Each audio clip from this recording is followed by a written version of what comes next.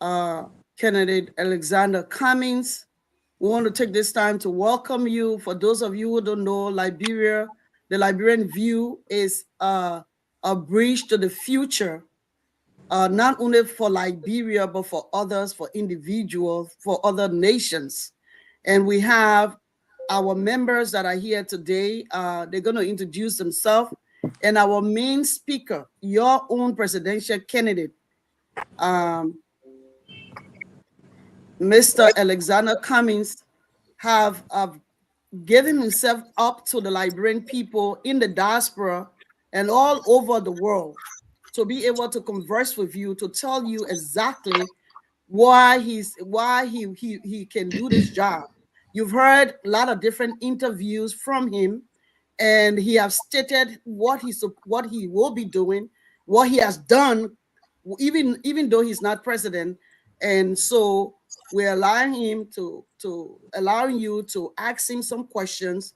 We have vetted some questions on this particular platform, the Liberian View. We have distinguished individuals, professional individuals, who will come about to introduce themselves, who will be asking these questions on your behalf. However, we have a live chat that you can come on also and ask your questions. Your questions will be taken into consideration. I want to let you know that these questions also came from the fact that you sent us some questions. So it is now 2 minutes after 3 p.m.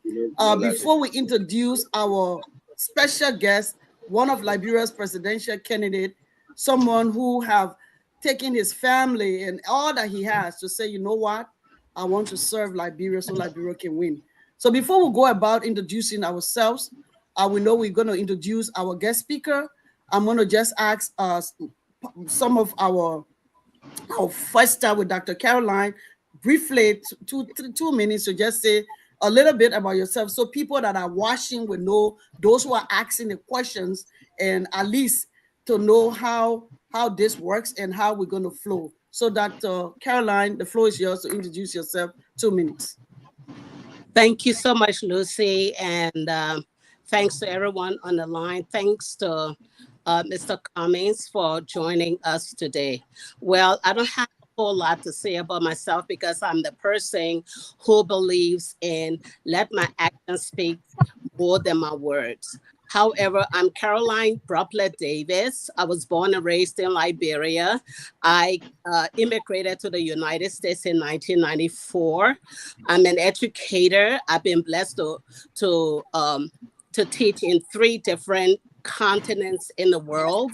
I began teaching in the United States since 1999, and I'm still teaching. I have a master's in elementary education, and I just earned a PhD in advanced human behavior studies. I am happy to be a part of this. I'm in the United States, but however, my heart is at home because home is where the heart is. So we are grateful to have Mr. Cummings, who is one of our dynamic presidential candidates, to be on the show today for us to ask him some questions. And we look forward to hearing from him. Thank you. Thank you so much, Dr. Caroline. We want to say thank you.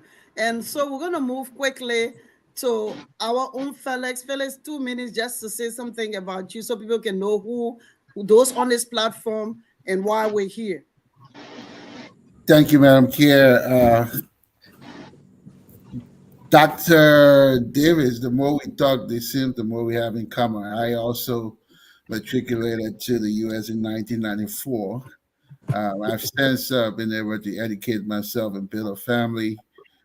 Today, I'm married with 3 kids, live in Woodbridge, Virginia, and I am um, a program financial analyst. Work for a company called Booz Allen Hamilton here in headquartered in McLean, Virginia. I do financial management and budgeting for government contracts. And as a person, I am a philanthropist at heart with lots of love for Liberia and glad to be a part of this platform and to be support to Lucy The Liberian view has been great over the years, and it's only getting better. So glad to be here with you all. Look forward to the questioning. Thank you so much. Quickly, I'm going to give everyone like 1 minute to just say, 2 minutes to just say something about yourself. So I'll move quickly to our own uh, John Lloyd. Thank you very much. So I know who asking him question.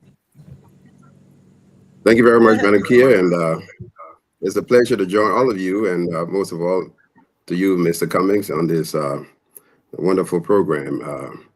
I'm John Lloyd, and um, I'm a former advisor to the mayor of DC and a former leader within the Liberian diaspora, serving within the leadership of the Liberian community in Washington, D.C. as president, and also the Union of Liberian Associations in the Americas, ULA, and of course the All Liberian Diaspora Conference, which I chaired before.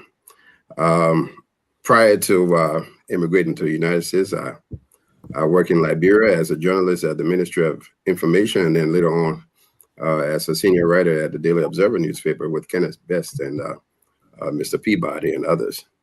It's a pleasure to join you all, and I look forward to a very engaging conversation on the future of Liberia. Thank you so much, Mr. Lloyd. We'll go quickly to our own Mr. Vani Sharif. He's he's logged on from Liberia. And it shows that, the Liberian view is taking into consideration even our young individuals in Liberia. So Vani, can you just quickly, 2 minutes, wrap it up for us, please? We really appreciate you logging on. We know the constraints that you have to just log on from Liberia.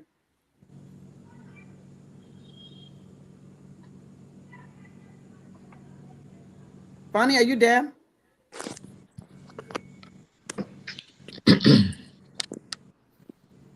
Okay. Vani, are you hearing me? Okay, while Vani is trying to get on board, I will quickly go to Miss Anita Kane to just 2 minutes, just say something about yourself, because we want to make sure not only our own presidential candidate, but also the audience to know those who are speaking, even though your name is up there. And who are you? I think you're muted. Sorry. Thank you, Mr. Skia, and good afternoon, everyone. I'm happy and blessed to be online today with Mr. Cummings. I'm excited for him to just come from running for this report to be here. Mr. Cummings, thank you. We are glad to have you. Anita Kwikane. I have 15 years of experience in maritime operations. I work with our Liberian registry here for over 10 years.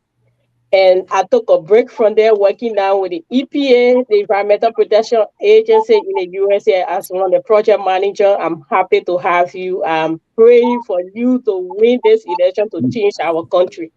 I just came from Liberia a few months ago. It's sad.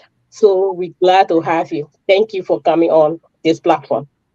Thank you so much, Anita. So we'll go quickly to our own Dr. Reverend Edwin Lloyd, and then we'll move quickly to Mr. Felix Wilson, who will introduce our guests.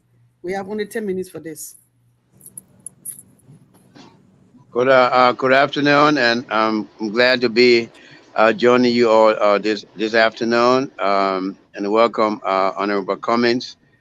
I'm Reverend Dr. Edwin Lord. I'm a local pastor in the Bellsville area. I can Um, see him.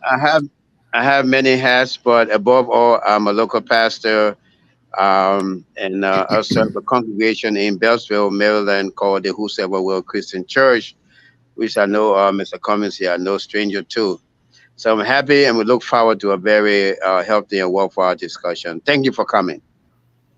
Thank you so much for that. We ask everyone to please try to just show your face, because Mr. Cummings will be speaking to every one of us on this platform and the world at large. Having said that, we're going to move quickly. I don't know whether Vani, you stayed there, but we will move on, and we will make sure that you'll be able to ask some questions. We're sorry for the situation in Liberia. I'll move quickly to Felix to please briefly introduce our guests, and then we're going to start the ball rolling when it comes to questions. Thank you, Ms. Skier. Honorable comments, indulge me as I try to abbreviate your It's distinguished bio, which we extracted from alexanderbcummins.com. So to our audience, if you need to know more about Mr. Cummins, please check out alexanderbcummins.com. Mr. Alexander B. Cummins is a businessman, philanthropist, and politician. He is the political leader and standard bearer of the Alternative National Congress, ANC, while also formerly chairman, leading the legal formation of the Collaborating Political Party, CPP, the largest opposition electoral coalition in Liberia. He is the founder and chairman of Cummins Investments Holdings Limited and the founder of the Cummins Africa Foundation. He holds a BA in Finance and Economics from Northern Illinois University and an MBA in Finance from Clark Atlanta University. He and his wife, Teresa, have been married for 40 plus years. They have two children, Ayu and Boyka, and 5 grandchildren. Mr. Cummins was born at the Old Government Hospital in Monrovia to Mr. Alexander B. Cummins Sr., an educator and Episcopal prelate, and Mrs. Ayu Cummins, a midwife and small business owner. He grew up in Point Four, Bush, Rhode Island, and attended Demonstration Elementary School. Thereafter, he enrolled at the College of West Africa, CWA High School, where he graduated as senior class president. He started college at Cottonton University in Bond County and later transferred to Northern Illinois University in the United States. He returned to Liberia and began his professional career at the Liberia Bank for Development and Investment. He later returned to the U.S. to further his education, but like many Liberians, could not return due to the civil unrest. After several years of, I'm sorry, growing up in a relatively poor neighborhood in Monrovia, Liberia, he is a success story that has proven the immeasurable value of hard work, determination, integrity, and an unwavering commitment to achievement without compromise. He nearly, his nearly 4 decades of experience working at international businesses, highlighted by an almost 2 decade career at the Coca-Cola Company, covered stints in Africa, Europe, and the United States. Upon joining the company in 1997, he served as the managing director and regional manager for Nigeria, where he demonstrated his ability to drive sales and foster significant growth of Coca-Cola's business in Nigeria. Within a short period, he was promoted in 2001 to become president and chief operating officer of the company's Africa Group, responsible for operations in Africa, encompassing a total of 56 countries and territories across the continent. After several years of achieving record sales and profit growth, Mr. Cummins was again promoted and named Executive Vice President and Chief Administrative Officer of the Coca-Cola Company, the second highest ranking officer, and for nearly a decade was responsible for most of the company's business functions across 5 groups and 200 countries globally, with an operating budget of roughly 1 billion and thousands of employees worldwide. Before his work at Coca-Cola, Mr. Cummins was Vice President of Finance for Pillsbury International, with financial responsibility for growing an over 1 billion international food business with operating companies in 16 countries. In this capacity, he was the youngest ever senior executive at the Pillsbury Company at the time, and its most senior of African descent, rising through the ranks after joining as a low-ranking analyst. He has lived and worked in the UK, the US, Nigeria, Kenya, and South Africa. He retired in 2016 to focus on Liberia and serve his country. Without further ado, we are pleased to present to you, our listening audience, the Honorable Mr. Alexander B. Cummins, 2023 candidate for President of the Republic of Liberia. Thank you. Yeah, we want to say thank you so much before it starts, before even our honorable guest can just briefly say something before we start the discussion. I want to let everyone know that the ANC is having a fundraising just after this event.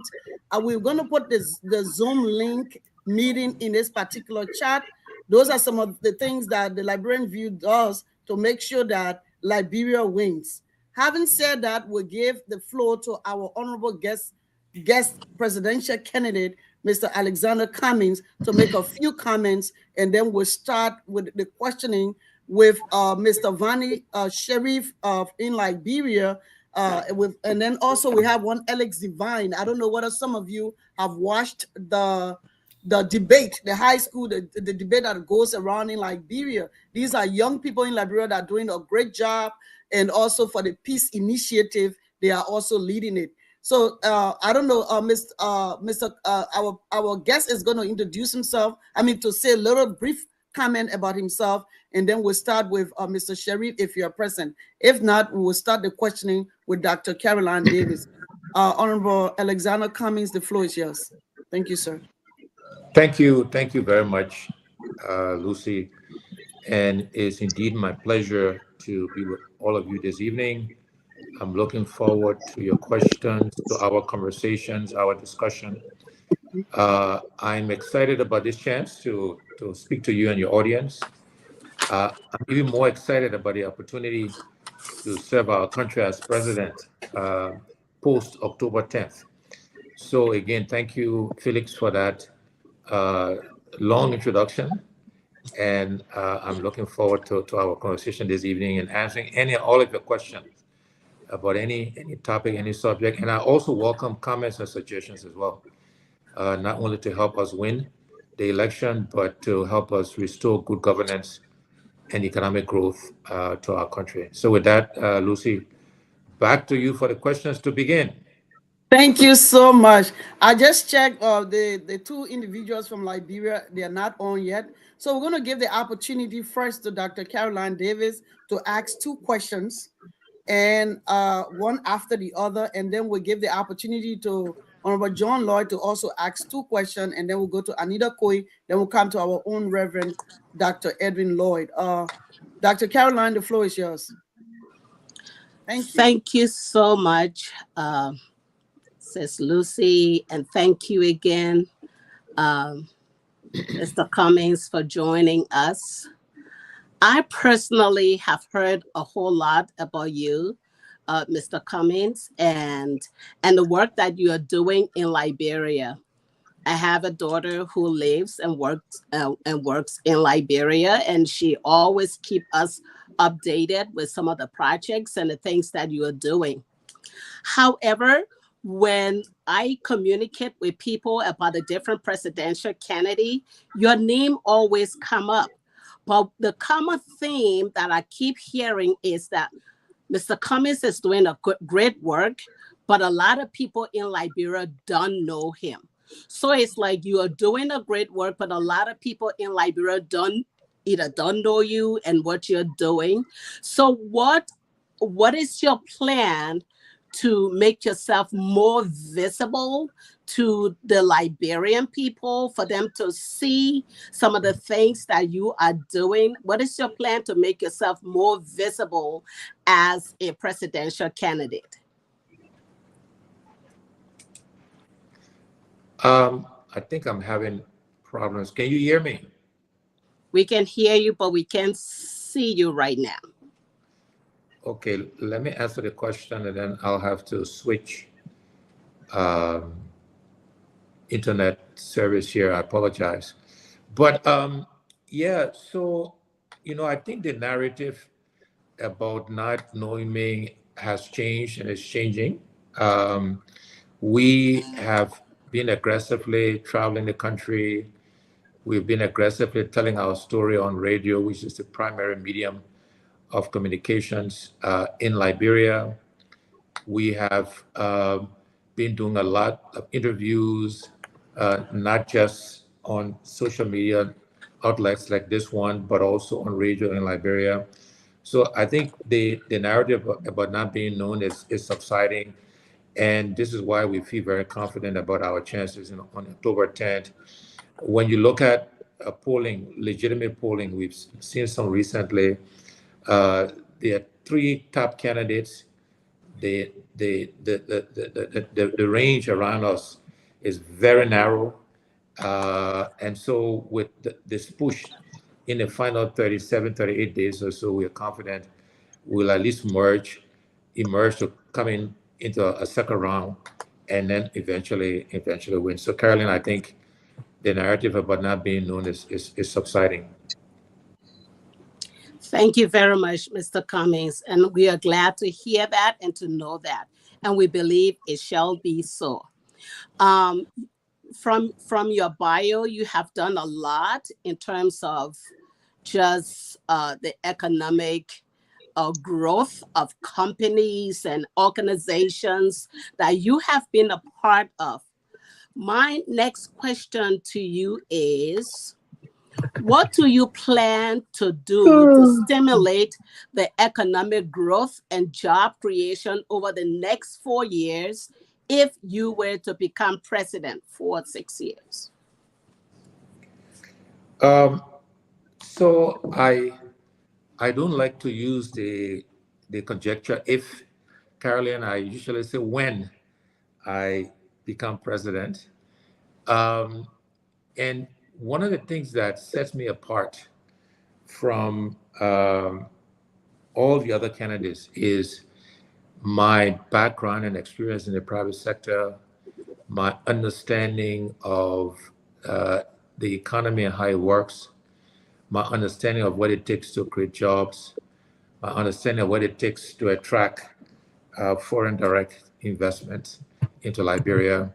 And so there are many things we'll do to stimulate economic growth and create jobs in our country.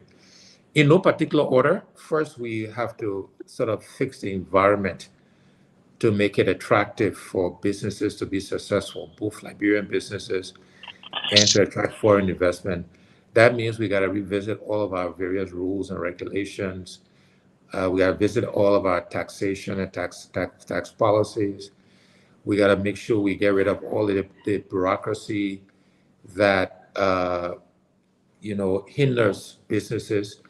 The U.S. State Department just did a report where they assessed Liberia and basically said the environment today, particularly under this government, actually discourages private investment in our country because of the corruption, because of all of the ills that this government perpetuates. And so fixing the environment is something that we will do, the business environment. We will also have to fix the judiciary. You will not attract businesses to our country if our judiciary is not free, fair, and transparent, if the sanctity of agreements are not honored. So we have to fix that environment as well.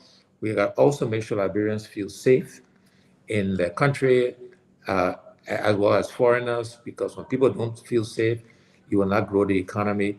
So these are the first things we'll have to do, is fix the environment to make it appealing, to make it attractive.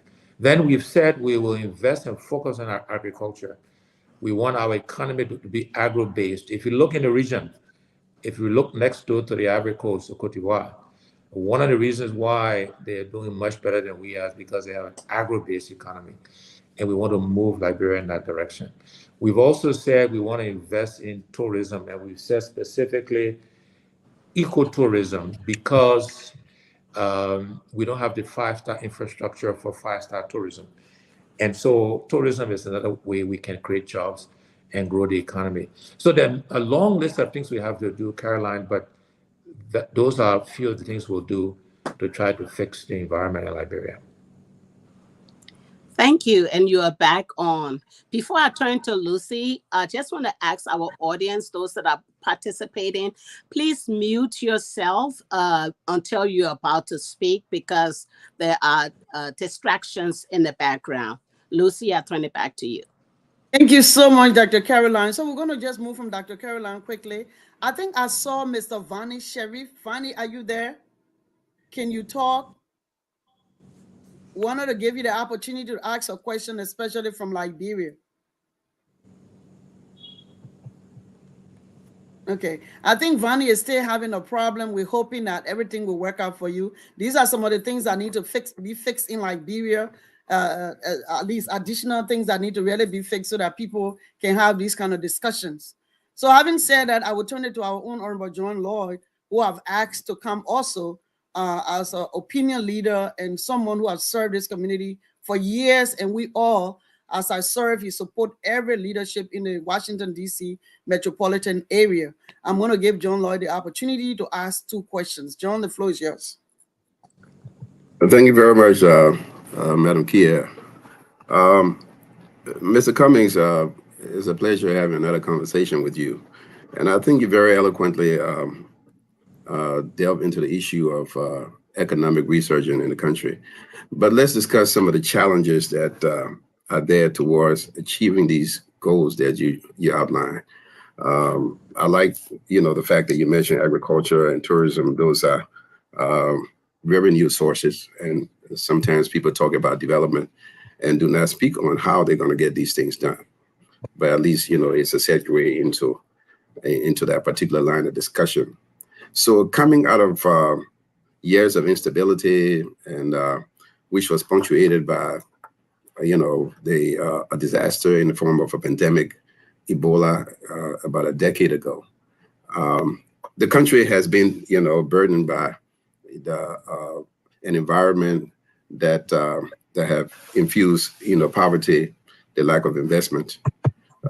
We saw the outpour of captive flight and the loss of human capital, healthcare issues, poor healthcare delivery systems, and deficiency in our educational systems. These are the challenges that a new president will be expected to tackle. In the form of priority, how are you going to tackle these issues? And can you tell me one major aspect of change you're going to bring to the governance system that will allow you to achieve these goals? Thanks, John. And as you suggest, good chatting again. Look, there's some basic things we have to do to fix Liberia. And I often wonder, why we are where we are. Prior to elections, we sit on these programs, we have conversations, and we all seem to know what the problems are. We all seem to talk about what the solutions might be. And then somehow, people get into office, and again, I don't know what happens. I don't know if it's the water in the mansion, something in our water we gotta do something about, John. I don't know what it is, but and I asked this question deliberately, by the way, because I want to be consequential, and I don't want to fall into the same traps that others have fallen into. So your question is very apropos. But look, there are a few things we'll do that I think will be different and that will deliver a different result. And this is in no particular order. We got to do all of these things. One is to get the right team of people. It starts with the team, with the caliber of people.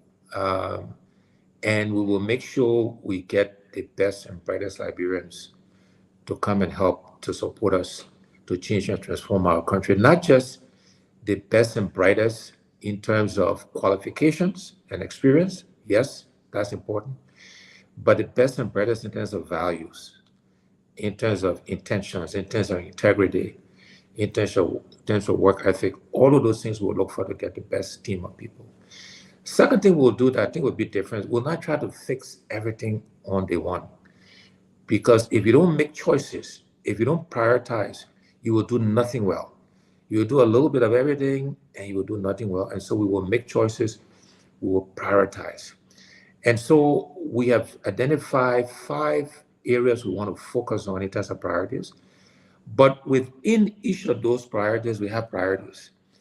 So the first priority for us is being around the economy and around job creation. And specifically, as I mentioned, to do that, we want to focus on agriculture and we want to focus on ecotourism as part of the basis for creating jobs. But then one of the most important things we will try to do is to fix infrastructure. Because without basic infrastructure, John, you cannot develop a country, right?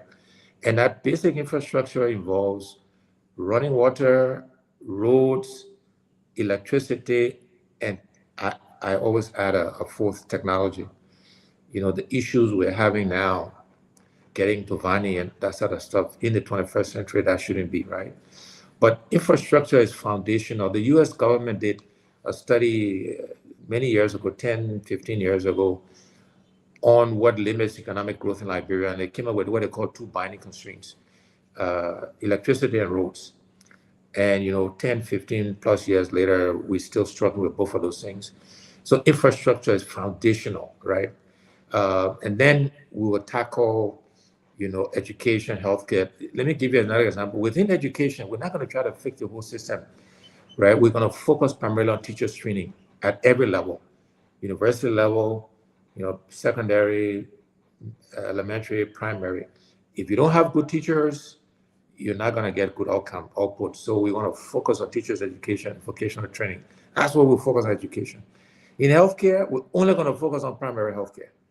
What kills most Liberians, malaria, typhoid, diarrhea, childbirth, diabetes, primary healthcare, you begin to address what kills 80% of Liberians.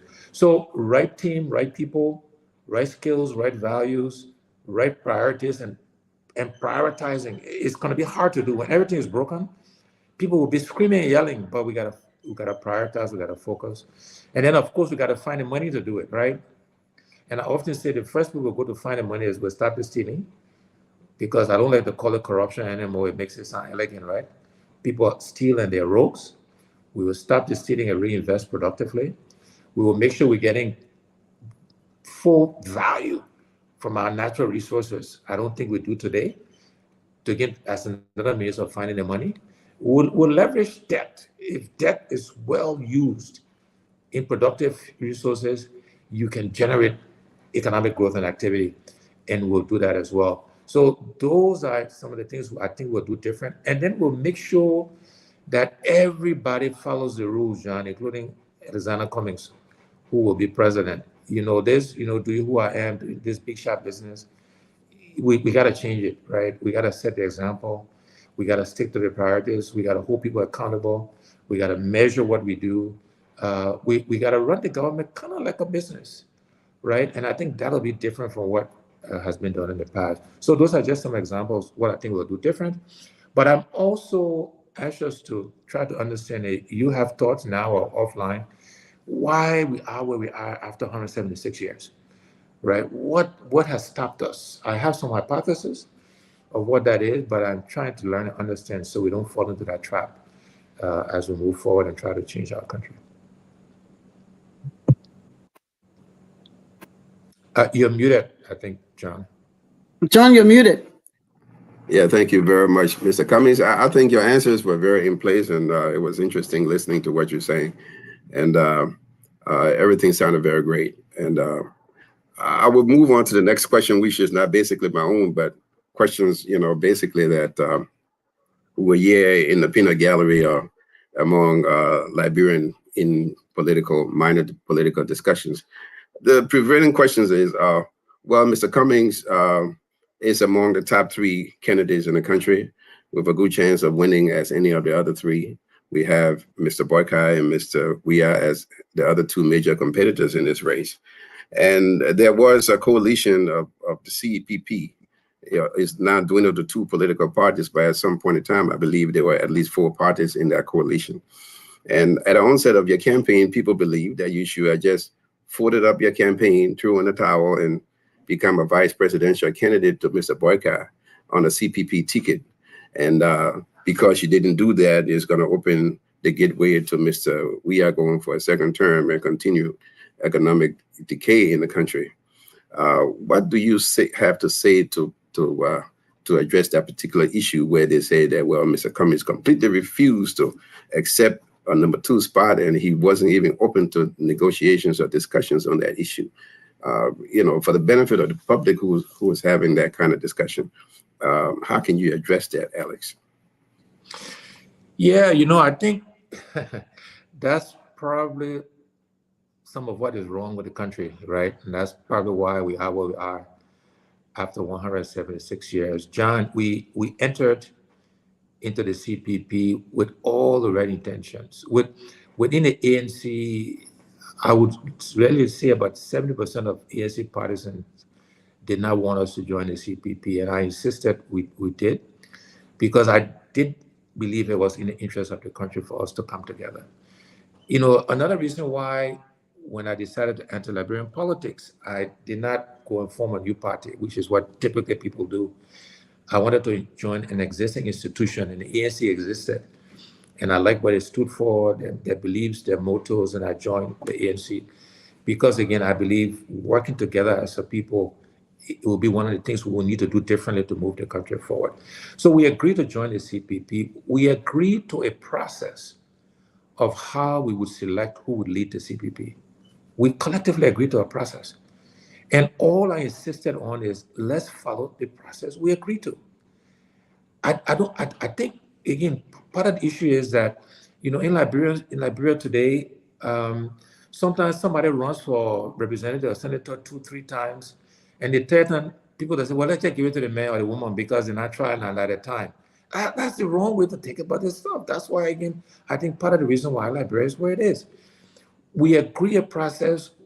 All I said, let's follow the process. And I said I would live with the outcome of the process. I said that publicly. Nobody else in the CPP ever committed to that, because they didn't want to follow the process they agreed. You cannot put process and systems into place and then don't follow it. You want everybody else to follow the process, but you don't want to follow it. So the other thing I often remind Liberians is, you don't enter a competition and you don't play the game. So, you know, would I have content meet every year in December, right? When the teams are practicing, when Maryland, Nimba, Monserrato, when they're practicing they don't be practicing to come in second. You practice to win the tournament, right? The other thing I say to young Liberians, if you have a plan to start a business, don't already, before you even you're already planning for plan B. By definition, you will fail, because psychologically, you got this backup, you got this reserve. You're not going to put everything into to come in first. So the idea that you just kind of throw in the towel, you know, you don't follow a process you agree. Why did we create a process? Maybe then, before we enter this stuff, we should have said, Cummings, you will be the leader, or Boyka, you will be the leader. But we didn't do that. We agreed a process, and then people say, but then I follow the process, just give in. And I don't think that's the right way for us to do things as a country, as a people. This is why we don't follow the Constitution. We got a Constitution, and people want to break the rules. And they want to get away because they know you, or they help you, or you help their family. Like, we will not change if we don't change that mindset. We got rules, we got competition, Constitution, we got processes. Let's follow it. Everybody wants to jump the queue. Everybody wants to get to the front of the line. Those are reasons why that Liberia is where it is, John. So my answer to people is, we agree the process. The former vice president agreed to that process. The Unity Party signed that process. I think they were afraid they were going to lose to that process. And they created all of this nonsense. They accused me of forging documents, you know, trying to impugn my reputation that I've created over 40 years, took me to court, spent 5 months, no evidence, nonsense, BS. Nothing came of that. And then they started this narrative, oh, Cummings, you know, ambitious. By the way, nothing wrong with being ambitious. By the way, again, that's part of the problem of the country, right? We need to strive to be the best. We shouldn't settle for mediocrity. We shouldn't settle. Liberia will not move forward if we just keep settling, my people, right? We got to be ambitious for our country. We got to be demanding of our leaders. We got to be demanding of each other. We got to push, not because I know you, I know your sister, I know your family. So somehow you do something wrong, I should cut you slack. Like, I will not do that, by the way, right? And if for that reason Liberians want to select somebody else, so be it. But we got to stand for something. If we agree to a process, we got to follow the process. We have a constitution today. I will follow the constitution. And I will not make any compromise because I know Lucy, or I know you, or I know I'm at Caroline now. I bet when I change if that's the mindset. And I don't want to be a part of that. as I said, I want to be a consequential president. I want us to do things differently. Liberia will not change because we talk it, because we wish it, or because we pray it. We gotta pray it, but we gotta do the work, and we gotta do things different, and we gotta be prepared to make the sacrifice. If Liberia is not prepared for that, Liberia will not change. We just keep talking. 6 years from now, we'll be having this conversation with somebody else, right? But the good news is, I think Liberians are ready for change, and I think on October 10th, we'll surprise people. We'll win the presidency, and we'll start the journey of changing our country for the benefit of every Liberian. Every Liberian. I mean, that's a great answer. I mean, that's a great answer. Because a lot of people are baffled with that particular proposition that we just discussed about starting a competition and folding up in the first quarter. Where you brought in the country league, I haven't known any competitor that threw in the towel in the first quarter or the second quarter. I mean, it may happen in the last minute, but and that would be what you describe as a plan B. But I think the plan A basically is giving every shot with all your strength until you reach to the level where you have to reassess your decision. And I think that was a clear words of wisdom, and I appreciate that clarification on your part. Thank you. Thank you so much, Honorable Lloyd, for that question. And you all have heard it. And if you were concerned, if you didn't get it clear, we hope that on the Liberian View platform, you've gotten it clear. And if you have further questions, Mr. Our own presidential candidate, Alexander Cummings, will avail himself. Having said that, we're going to come around again. Everyone is going to ask two questions again. But I'm going to go quickly to our own Miss Anita Kuikane, who you can ask two questions also. Oh, thank you, Mr. Skier. I got one question and one recommendation in my first round. So my first question will be, Mr. Kumi, when you are elected president, what are your plans in uniting the country? Because right now I see how divided we are. So what will be the plan to unite the country? Yeah, thank you, Anita. And thank you for following us in the show for today. We had a great enthusiastic crowd. By the way, we didn't boss anybody, we didn't pay anybody to come. It was mostly organic. Yes. Some people took buses, but they took buses on their own to come. So reconciliation. This is one of the most important things we need to do, and there's several things we'll do to reconcile our people. First of all, we are consumed in Liberia by this thing called government. Everything government. So and we need to change that, by the way, but it will take time, right? We need to give Liberians an alternative. We need to grow the economy, grow the private sector. Private sector should be the country you all live in the US. That's where you create jobs, right? Not the government. But because we are consumed by government, every Liberian needs to see themselves represented somehow in a thing called government, right? So we will have a government on inclusion in Liberia, meaning we'll have representation from the various tribes and regions in our country will be seen in the Cummings government. All political parties, I don't care whether you're CDC, you UP, ANC, Liberty Party. If you're Liberian, you're qualified, we want people in the government so people will see people from the party or the tribe, their gender, their religion, because those symbols are all unified. If people see themselves, they feel a part of, the country, right? I often describe, Anita, Liberia as this bowl of rice. Rice is our staple. Inside this bowl of rice called Liberia, we want good jobs, good education, healthcare, good infrastructure, investing in agriculture, good judiciary system, all these things we want in this bowl of rice called Liberia. And we want to make that bowl of rice bigger. We want to create more jobs, better education, healthcare, bigger and bigger. And we want to guarantee every Liberian the right to put a hand in that bowl of rice. I remind Liberians that, you don't choose your tribe. So you don't choose to be born Greek, Gio, Vai, Gola, Gribble, Pele, Congo, Madingo, not your choice. You don't choose your gender. You don't choose the religion you're born into. Christian, Muslim, Buddhist, atheist, whatever, right? You don't choose when you're born, right? Your age. So those things should not give you advantage or disadvantage over anybody.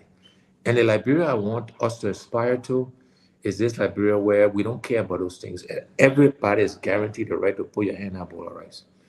Historically, the Congo people used to keep that rice for themselves. We're not going to do that. Today, the CDC, if you're not sedation, you can put your hand in a bowl of rice. Nonsense. If you're Liberian, you can put your hand in a bowl of rice. Only two things will limit you from putting your hand in a bowl of rice. One, you got to follow the rules. If you break the law, we're not let you put your hand in a bowl of rice. But that's a choice. You can choose to follow the rules or not. You can choose your gender, your tribe, your religion, or your age. But you can choose to follow. If you don't follow the rules or not, we'll punish you. Whatever the rules say we should punish you, we'll punish you. We'll not put your hand in a bowl of rice. The other thing that will limit how much that rice you eat, if you're lazy. But that's also up to you. That's a choice.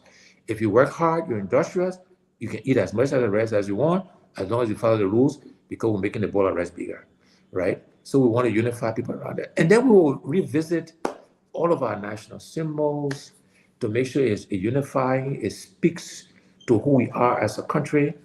Um, Leadership is about setting the example. So we'll set the example around making sure, again, everybody is embraced, everybody is acknowledged, everybody is recognized. And so those are the things we'll actively do to get our reconciliation. But the most important thing is to make that bowl of rice bigger and guarantee everybody the right to put a hand in that bowl of rice. Because then you will not care. If you know your tribesman, your son, your daughter has the same rights as anybody else to put a hand in a bowl of rice, a lot of the divisions will go away. It's when the bowl of rice is shrinking or static, then it's human nature to protect you, right? To take care of yourself, take care of your children, and all of this discrimination comes in, right? We want to make that bowl of rice bigger. We want to grow the economy, create opportunities, and we'll insist that we don't care where you're born, who you're born to, who your religion, how old or young you are. You follow the rules, you can participate in this thing Thank called Liberia. Thank you so much for that excellent answer, Mr. Cummings. So I just got one recommendation for you and Team Cummings. You know that majority of our population do not speak English, especially the old people that my mom and dad in the village, right? So the far works and how is everything I lay out about your platform, but it's only for people that can speak English that will understand that. So I would recommend that you explain it in English, break it down in English, and then we have it interpreted in all the local languages. And from now to October 10, it should not stop. It should play on radio 24/7 because hearing is believing. As they continue to hear in the languages, everybody in the village got radio. They're not on social media. They can't understand English. But if that is played on the radio 24/7, nobody will ask it, well, the man go or what the man will do. Because they will always listen to you. What the man will do will be broken down in their local languages and the message will go across the entire country. So if you can do that for us, that would be great. I know the campaign, I know you will win. I see it, I feel it. When I pray for something and I get a fear, that's something that will happen. So I've seen it. So I just want to add a part of, the steps so we can accomplish it together. Thank you. That's Thank my you, recommendation. Anita. Thank you so much. Our commerce people, communications people are listening, and I'm sure they will take on your recommendation because radio is the primary medium of communication in Liberia. You're absolutely correct. Mhm. And we need to be communicating in the different tribal dialects in vernacular that people can understand. So thank you for that. You're welcome. Thank you so, so much, Anita, for that question. And we say thank you to our guests for answering it and to the level of the understanding of the Liberian people. And we're hoping that, as you stated, that those who are listening will implement what has been said by Mrs. Connie, I'm sorry. So we'll move quickly to our own Reverend Dr. Edwin Lloyd, who will ask his questions. Reverend Lloyd, the question is yours. Oh, hello, Honorable Comments again, and we're very happy to have you on the Liberian View. Just to remind you that Liberian View is a non-partisan, non-sectarian platform that dive into the current conditions in situations in our country, and we come to discuss to find a common solution uh, to the common problems that we have. So I'm just happy to have you again. And always, like all the presidential candidates, I say unto them that we congratulate them for the brave step to handle the gabble of leadership in Liberia. And also, particularly you, just want to commend your audacity and your determination, regardless of all of the political uh, um, tribulations that you have had. You have stayed determined and steadfast towards your goal. So I want to congratulate you for that. My first question is based on the fact that most Liberian presidential aspirants will always state their vision for the nation and always will say what they will do. But very rarely you will see political aspirants come up with concrete uh, policies to lead them to the achievement of these visions that they have. So, as a political aspirant for Liberia, can you kindly give us certain sound policies, one or two sound policies that you will implement to boost domestic revenue and manage the flight of capital? For example, the mismanagement of the ports of entry, policies to boost Liberian owned businesses. And so, what are some of the policies, sound policies that you will bring in? Because election is a process through which we bring in, we put in new policies, knowledge, and experience, not the individual, but the individual that comes with policies and knowledge and experience. So, can you please give us, maybe not all, but few sound policies to be that you will bring in that will be able to boost the economic downturn of our country. Yeah, thanks, Reverend Lloyd. I think we are one of the few, if not only, presidential candidate that are very specific. If you go to our website, we're very specific about the what we will do, but also the how we will do it. And I think most Liberian politicians stop at the what and don't specifically talk about the how. And so I will list the what's at a high level, and we can delve into any one of them if you want in detail. I will talk about some of the hows also at a high level, and we can delve into those. And then I can address specifically the whole issue of Liberianization, Liberian businesses, and again, how we create jobs and grow the economy. But in terms of the what we want to do, what we want to focus on is infrastructure, I mentioned earlier. That means electricity, running water, roads, and technology, connecting the country, internet connectivity. Education, again, within each of these high-level priorities, we got priorities to Indian priorities to Indian priorities because, again, you try to do everything, you do nothing well. But education, very high on our list of priorities, and as I mentioned, primarily focus on teachers' education and vocational training. Healthcare, high on our priority. There we focus on primary healthcare because statistically we know what kills most Liberians and we know what will fix that issue. We also got to focus on preventive care, but primary healthcare to address malaria, diarrhea, childbirth, hypertension, etc. Those things that kill most Liberians, healthcare. I mentioned investing in agriculture is a priority for us. It'll create jobs. We help to feed ourselves. And again, we have details of what that means. So it's not just agriculture in quotes. I mentioned ecotourism. Again, we also have specifics of what that means. Very simple example, by the way, in terms of tourism is to revisit our visa policy to make it easier for people to get visas to come to Liberia, to have visa on demand when you enter the country. It's very simple, but it will make a difference, right? In addition to many other things we got to do to encourage tourists to come to Liberia. And again, I mentioned ecotourism because we don't have the five-star infrastructure. So those are some of the what's. In terms of some of the hows, first thing, we got to find the money. If we don't find the resources, we don't find the money, all the what's is just talk. And I mentioned one of the hows in finding the money is stopping the stealing, starting the corruption, which is off the charts, it's off the chain in this government. This is not the first corrupt government, but this is the most corrupt government. So you stop the corruption, you can redeploy those resources. We also talk about engaging hearts and minds. We need to engage Liberians in trying to solve this issue, solve the issue of Liberia, meaning how we work together, how we can intentionally use sports, arts, culture, religion to influence how we think about ourselves, how we think about it. If you think about sports, sports teaches discipline. It teaches teamwork.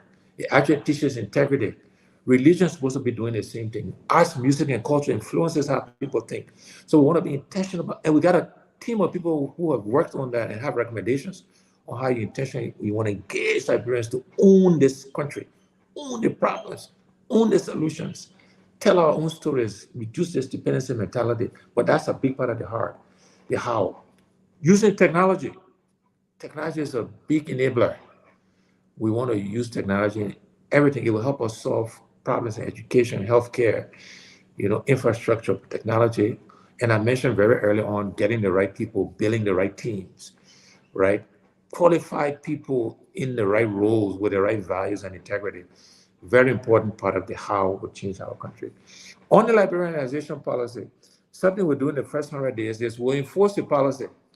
So we have the policy today is not enforced. It's simple, we'll enforce it. There are certain categories of businesses that only Liberians should participate in. We'll make sure that that happens. Today, Liberia is an import-based economy. We import almost everything we consume. So it will take time to change that. We need to change it, but it will not happen overnight. In the meantime, Liberians should be the importers. I often say importation is not algebra, it's not calculus, it's basic arithmetic. You import for $5, you sell for $6. You import for 10, you sell for 10.50, whatever. Liberians can do that. The government is the primary or one of the primary importers of goods and services today. So we need to use Liberians to be the importers. That doesn't mean there's not room for others. It's not a zero-sum game. If we're growing the economy, and we will, there will be room for everybody. We need Liberians, and we make no apologies for Liberians to disproportionately benefit from their country, but there's also room. We need foreign capital and foreign expertise. So there'll be room for foreigners as well. It's not either or, it's not a zero-sum game. It's an and, it's not an or, right? So, but Liberians will be forefront, and we will make no apologies because this is our country, we own it, and we need to disproportionately benefit from our country. So those are some of the what's and the how's, and how we'll make sure Liberians are active participants in the economic activities in our country. Thank you very much, honorable comments, and for taking your time to dive into those questions and providing answers to them. I'm certain that as time elapsed, we will be able to hear more from you on some of the sound policies that you have envisaged for Liberia. But the next question I want to ask you is a question concerning uh, law and order. Dr. King once said that law and order exists for the purpose of establishing justice. When they fail in this purpose, they become dangerously structured dams that block the flow of social progress. What will you do as the president of Liberia to ensure that Liberia is a nation of laws and not a nation of men? Yeah, so good question, Reverend Lloyd. We will make sure we enforce the laws of Liberia, and we'll start by setting the example, right? As the leader of the country, you can't tell people not to steal if you're stealing. You can't break the law and expect people not to break the law. And so we will enforce the laws of Liberia. I mentioned earlier that part of the problem with our country is that, everybody wants to play big shot. Nobody wants to follow the rules. This old saying, "Oh, do you know who I am?" People want to jump to the front of the line. These are things we'll change. We'll enforce the laws of Liberia. We'll make sure by setting the example, and then the people in leadership will have to set the example. We'll become a nation of laws because we'll follow the laws on our books. If we need to change the laws, then we'll change it, but we'll not break the law as a means of changing a law that isn't working right. We'll also make sure that the judiciary works, that we got the right justices, the right magistrates, the right circuit court judges with the right qualifications, and that they are paid a living wage to stop the incentive for taking money. The executive branch will not interfere in the affairs of the judicial branch of government, so that it can be independent. So we need a strong judicial branch in order to become a country of laws. The most important thing, though, is that everybody got to follow the rules. We got to insist that that happens.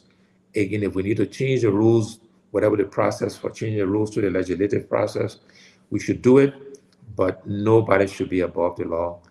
And we want to make sure the judiciary is independent, staff of qualified people, have the resources to carry out the mandate. And then the law enforcement agencies also have to be appropriate resource, appropriately led, not partisan in their leadership as they are today under President Weah. Those are the things we need to do to ensure we are a country of laws, that we respect agreements. John mentioned earlier why the CPB didn't work, because we entered an agreement and nobody wanted to follow the agreement. That cannot be the country we aspire to have, and that's something we'll do different when I become president of our country. Thank you very much, Honorable Cummings, for allowing me to ask you those questions, and thank you very much for eloquently providing responses to those questions. I will now turn it over to Madam Kier. Okay, thank you so much. As I just wanted to state, I'm getting some emails. People are talking and they're saying that we're answering, and you're answering the question so well. We thank you for all those who have asked the question. We're going to go around again to ask more questions. But I just got a reminder again that the ANC is having a Zoom meeting, a fundraiser just after this particular this discussion. So please be ready. The link is on Liberian View is assisting also. So just have that link. Just check on the YouTube page and the Liberian View page. You will see the link that the ANC have asked us to please do that, since we have the presidential candidate answering these questions. Having said that, we'll turn it over to one of our members, Mr. Felix Wilson, to ask the question. And after that, the voice you're going to be hearing will be from Dr. Caroline Davis, and then we'll go around. Mr. Felix, the floor is yours, and thank you. Thank you, Madam Chair. Honorable Cummings, thanks so much for the answers you've provided thus far. From a gathering of young Liberian men and women, where there was a heated argument or discussion, I should say, about the dirt of our city, or cities, I should say, but more specifically Monrovia. And one thing I shared at that gathering was I talk about a clip of a young African American who traveled to Liberia and posted a video pretty much decrying the dirt and how bad the conditions were in the city. At first glance, the video made me mad, right? Because I'm a Liberian by birth. I love my country. How dare some foreigner come and talk about us like that? But when I took an introspective look, I had to admit he was telling the truth. And so, on that backdrop, I want to ask you, have you considered the conditions of the city as it is today, the dirt, the connection that drives that it has to our healthcare system, as well as there's a possibility overpopulation of the city of Montserrat County as a whole may also be contributing to that. And if so, what is or are your immediate plans to address this particular area in our society? Thanks, Felix. So it's just a fact that the country is dirty, particularly Monrovia, and it's embarrassing to say, but it's true. I mean, I was just in District 4, and you see piles of dirt. I mean, it speaks to the incompetence, the ineptitude of the we-are-led government, and it's sad. We've developed our 100-day plan, and in the 100-day plan, we talk about sanitation and cleaning the country, and specifically focus on cleaning Liberia. And it will be a combination of government and private sector. Again, our instincts is always to think government, government, government, government. And the government in this case needs to enable, needs to facilitate, but we work with private sector partners and hopefully Liberians, find Liberians who have the capital, the understanding to get together to help us solve this trash issue.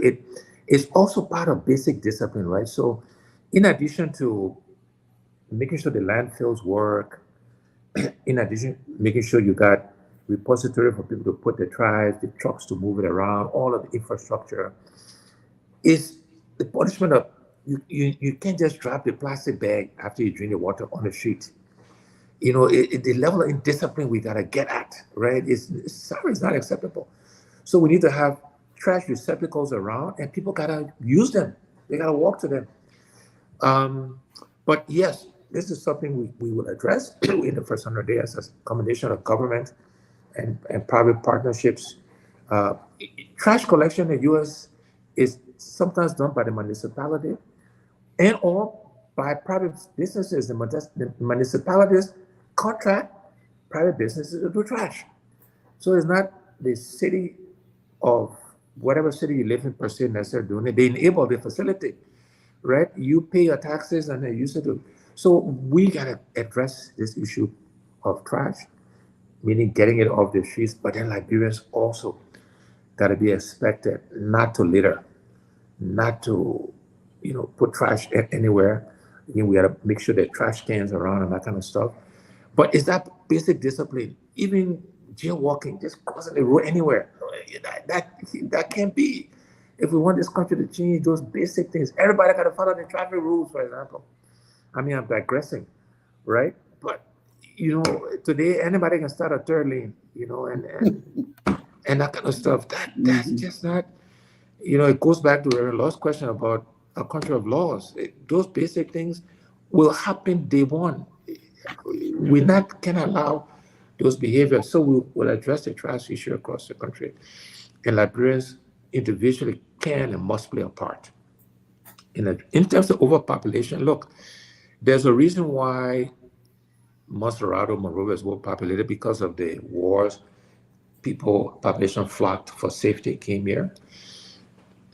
Ultimately, the only way you depopulate is you have to create opportunities in the counties, right? So we have to, as we think about our economic policy, it has to be decentralized. It can't be everything in Monrovia, everything in Montserrat, right? When you create jobs and you create economic opportunities outside of Montserrat, people will follow the jobs. People will follow the opportunities. We got to put infrastructure in the counties. That means people got to have electricity. They got to have running water. They got to have access to technology, right? The roads. So we will decentralize. Even government services need to be pushed up, need to be centralized. You shouldn't have to come to Monrovia for everything, right? So the last administration started with service centers. You got to make sure those service centers work. So you need to get your marriage license, your deed. your passport, whatever. You shouldn't have to come to Monrovia. You should be able to get it in Ganta, in Tottenberg, in Sanekole, in Banga, whatever, right? Decentralize the services, you will depopulate, create economic opportunities beyond Monserrado, you will depopulate. Decentralization, you will depopulate. Otherwise, you can't force people to leave when they don't have a job to go to or a place to live. So housing, we also gotta, decentralize as well. That's how you depopulate Monserrado. That's how you depopulate Monrovia. Thank you, sir. Appreciate the answer. My second question is becoming the president of a country of approximately 5 million people is no easy task or decision. At what point along the way did you decide you wanted to become president of Liberia and why? Yeah, so it wasn't, Felix, it wasn't, you know, an aha moment where I just got up one day and said, I want to be president of Liberia, right? It was gradual, it was thoughtful. I often say I've been very blessed in life. And I use the word blessing deliberately because it happens to be true. And I believe in blessings, I believe in providence. I'm, a strong Christian. May not be obvious to people, but I am. So I'm blessed to be a Liberian, something I'm proud of. Blessed to have been born to the family I was born into. It wasn't a choice. My parents started from very modest means. My mother only finished high school, became a midwife. My father went to university, but they were both wards of older siblings and family members and stuff. But good work ethic, good values that they instill in us, my sisters and I. So that's a blessing. I've been blessed to have lived and worked in Nigeria. You read in the opening, South Africa, Kenya, United States, United Kingdom, and I know these people are not any smarter than you and I, Liberians. But I've had the opportunity experience to live there, and I look at all of these experiences. I've managed, large, complex organizations, teams of people around the world, millions, billions of dollars of funds, and did it with integrity and decided, I need to use this experience, these blessings to benefit country of my birth, to benefit Liberia. And so I decided, the job that allows you to impact all 5.2 million Liberians is the presidency. If you want to impact and change the lives in some way of every Liberian, that's the job to do it too. And I often say, for me, the job isn't the destination. The job is a means to an end. The destination is to use the job to change the country for the benefit of everybody. The job is a gateway. So I want to be president, not just because I want to be president. My ultimate goal is to work with Liberians to change our country. And I think I've been blessed with experiences. I have my own personal resources, so I'm not doing it because I want to big shots, steal Liberian, put money. And I have this real passion to change our country. I think everybody running for president, everybody cares for the country. I think everybody does, but caring is not enough. Care, but can you do something about the ills of the country? And our biggest challenge, among many things, is this thing called the economy, creating jobs, growing the economy, creating opportunities for Liberians. And of all the candidates running, I think I bring the most experience in that area, the most knowledge of job creation, of private sector-led economic growth. I've done it. I know how to do it. I've been on the other side where I've been an investor making decisions on where to invest in countries. I know the conditions necessary to do that. And this is what I want to bring to bear to help move our country forward. So again, it's something that happened over time, but something that we thought about, reflected on, and I really think I bring the skills, passion, and desires necessary to work with Liberians to change our country for the better.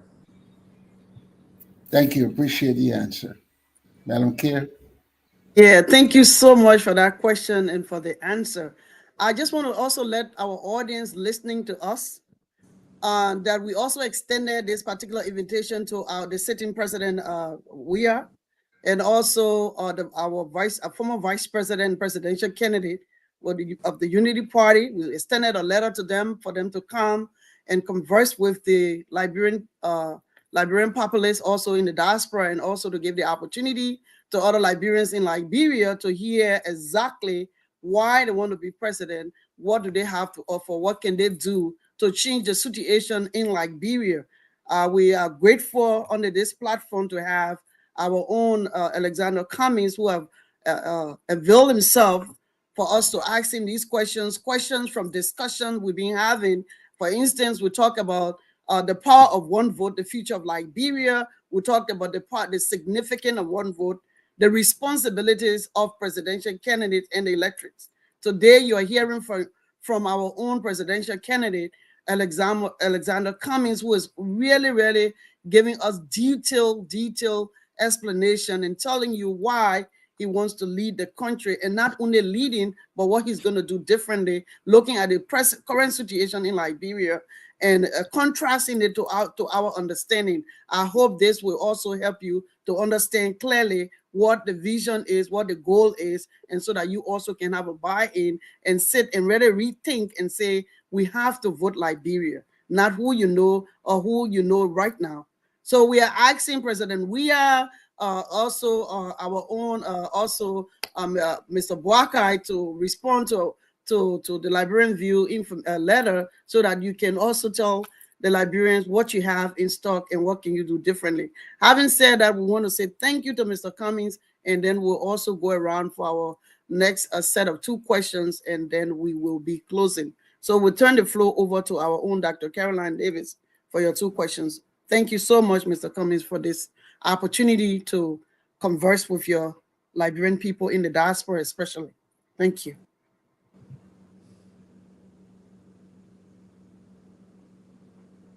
Caroline, you're muted. Okay. Thank you. Oh my goodness.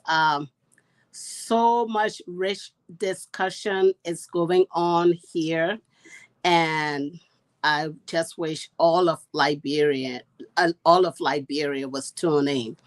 I do want to say something about what Anita recommended about to you, Mr. Cummings, to have your platform and the things that you want to do for the country recorded in the different vernaculars in Liberia, and have it play from now on to the end. Because the first time I came on the Liberian View, I thought I made that suggestion, and I thought that would be a very effective way of reaching our people, because most of even the ones that are educated, those that are probably college grad and graduated from high school, their understanding is not to high school level or even college level. So it's important, that recommendation that Anita made earlier, I'm just adding to that you heed that. I think is a very effective way of communicating with the people, coming down to their level and reaching them where they are. So I just agree with her on that.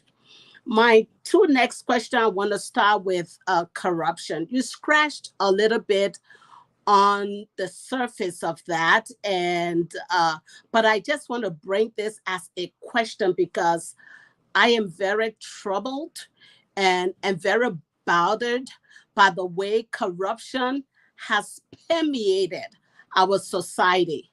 I was so moved to the fact that when I did my PhD dissertation, I did it in how to develop the next generation of authentic leaders. So corruption, it's a harlot that has been sleeping, that has slept and continued to sleep in bed with our leaders. You have leaders in Liberia that come to to the office, and when they're running, they say they will fight corruption, they will fight corruption, they will fight corruption. But as soon as they get in, they are married to corruption. They are having babies by corruption. The babies, they are even having grandchildren by corruption. And it's a mess. It is a complete mess. You can do nothing in our country. I am a Liberian. I'm married to an American. Every year we go back to Liberia to help our people there. And as soon as you get to the airport, that's the first thing you see. So my question to you is, what is your approach to dealing with corruption in Liberia? And how will you be different from all the leaders that have made promises to address this situation, but have never done it? Yeah, Carolyn, it's a tough one in the sense that the answer is not tough, but I mean it's a tough issue because this thing called corruption has been with us since the existence of this country. Is kind of almost part of the fabric of how many Liberians think and operate. But if we don't change it, again, the country will continue to wallow and will not progress.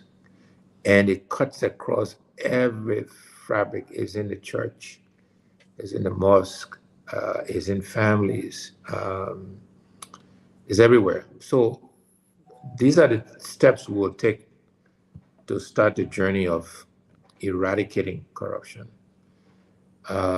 First thing we have to do is there has to be consequences. There has to be punishment for people who steal, people who are corrupt. Whether you steal big or you steal small. If you steal big, the punishment gotta be bigger and harsher because there are more consequences to your stealing when you steal big. But even the small stealing, we gotta punish. So there gotta be consequences. When I always say I pray to God. He gave me the chance, and somebody close to me, we catch them stealing, so we can set the example and punish them. So Liberians can know we're serious about this thing called corruption. But there has to be consequences. And when we catch government officials stealing, we'll not just fire you, we will prosecute you, we'll seize your assets. The consequence gotta be harsh. People gotta see and feel it. So consequences, punishment. And I often say to Liberians too, when we catch Felix stealing or you, Caroline, stealing, your husband shouldn't come beg for you. Because that's what Liberian people do. Is, remember Caroline help you, or Lucy. No. The person should know. And I will not even see your husband when you come. If we catch you stealing, you will be punished. Consequences, that's the place to start. But then we got to make sure we paying Liberians a living wage. Because if by the middle of the month, if you're a teacher, healthcare worker, policeman, military person, civil servants, even the people in the airport running around, if by the middle of the money finish, you can't buy food, you can't pay the rent, you will find ways to support yourself and your family, right? So we gotta pay people a quote unquote living wage, because then that's when we can really come down hard on you, because you got no excuse for stealing. But we gotta pay people a living wage. Then we gotta simplify things.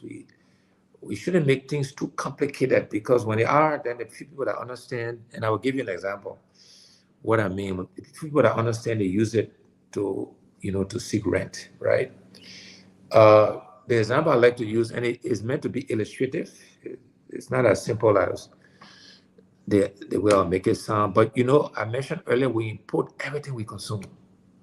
Comes through pretty much the free port of Monrovia. And we make it very complicated. That's where a lot of the stealing corruption takes place. In fact, the former head of the port authority was sanctioned by the United States government, right? So we need to make it simple. So the example I like to use is, look, what if we say, look, every container you bring to Liberia is a flat rate, no matter what's inside. Because today, you got these complicated schedules, so the person can, oh, you got so many motorbikes or vehicles or furniture or whatever you bring in, TVs, phones, very complicated. If you say, no, I don't care what in your container, is $1,000. I just picked a number because it's easy for the math. That's simple. That way, I, as somebody bringing a container, I go for my container. Nobody can tell me anything. I owe you $1,000, Liberian government. I get it out, now I give me my container. Simple. No complicated schedule I don't understand, right? If at the beginning of the day there were 10 containers in the warehouse, end of the day all containers gone, that customs person owed the Liberian government $10,000. Very simple. If he only gave 9,000, we know he stole 1,000. I don't need a lawyer, I don't need an accountant. So the point is simplicity will help us identify the stealing, the corruption, where it is. If we keep it simple, the people who are victims will be less victims because they know nothing complicated about it. The other thing we'll do is, again, I mentioned technology, right? If used well, if go to e-government, less paperwork, less manual stuff, it will help with the checks and balances, it will help with the corruption. And so we'll use technology to also help minimize the corruption.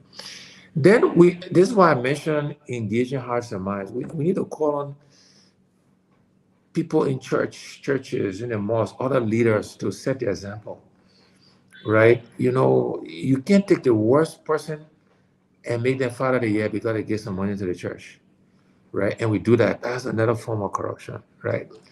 And so we gotta tackle this thing at every and all level. And then as the president, I promise that Grandpa, I will not see your money.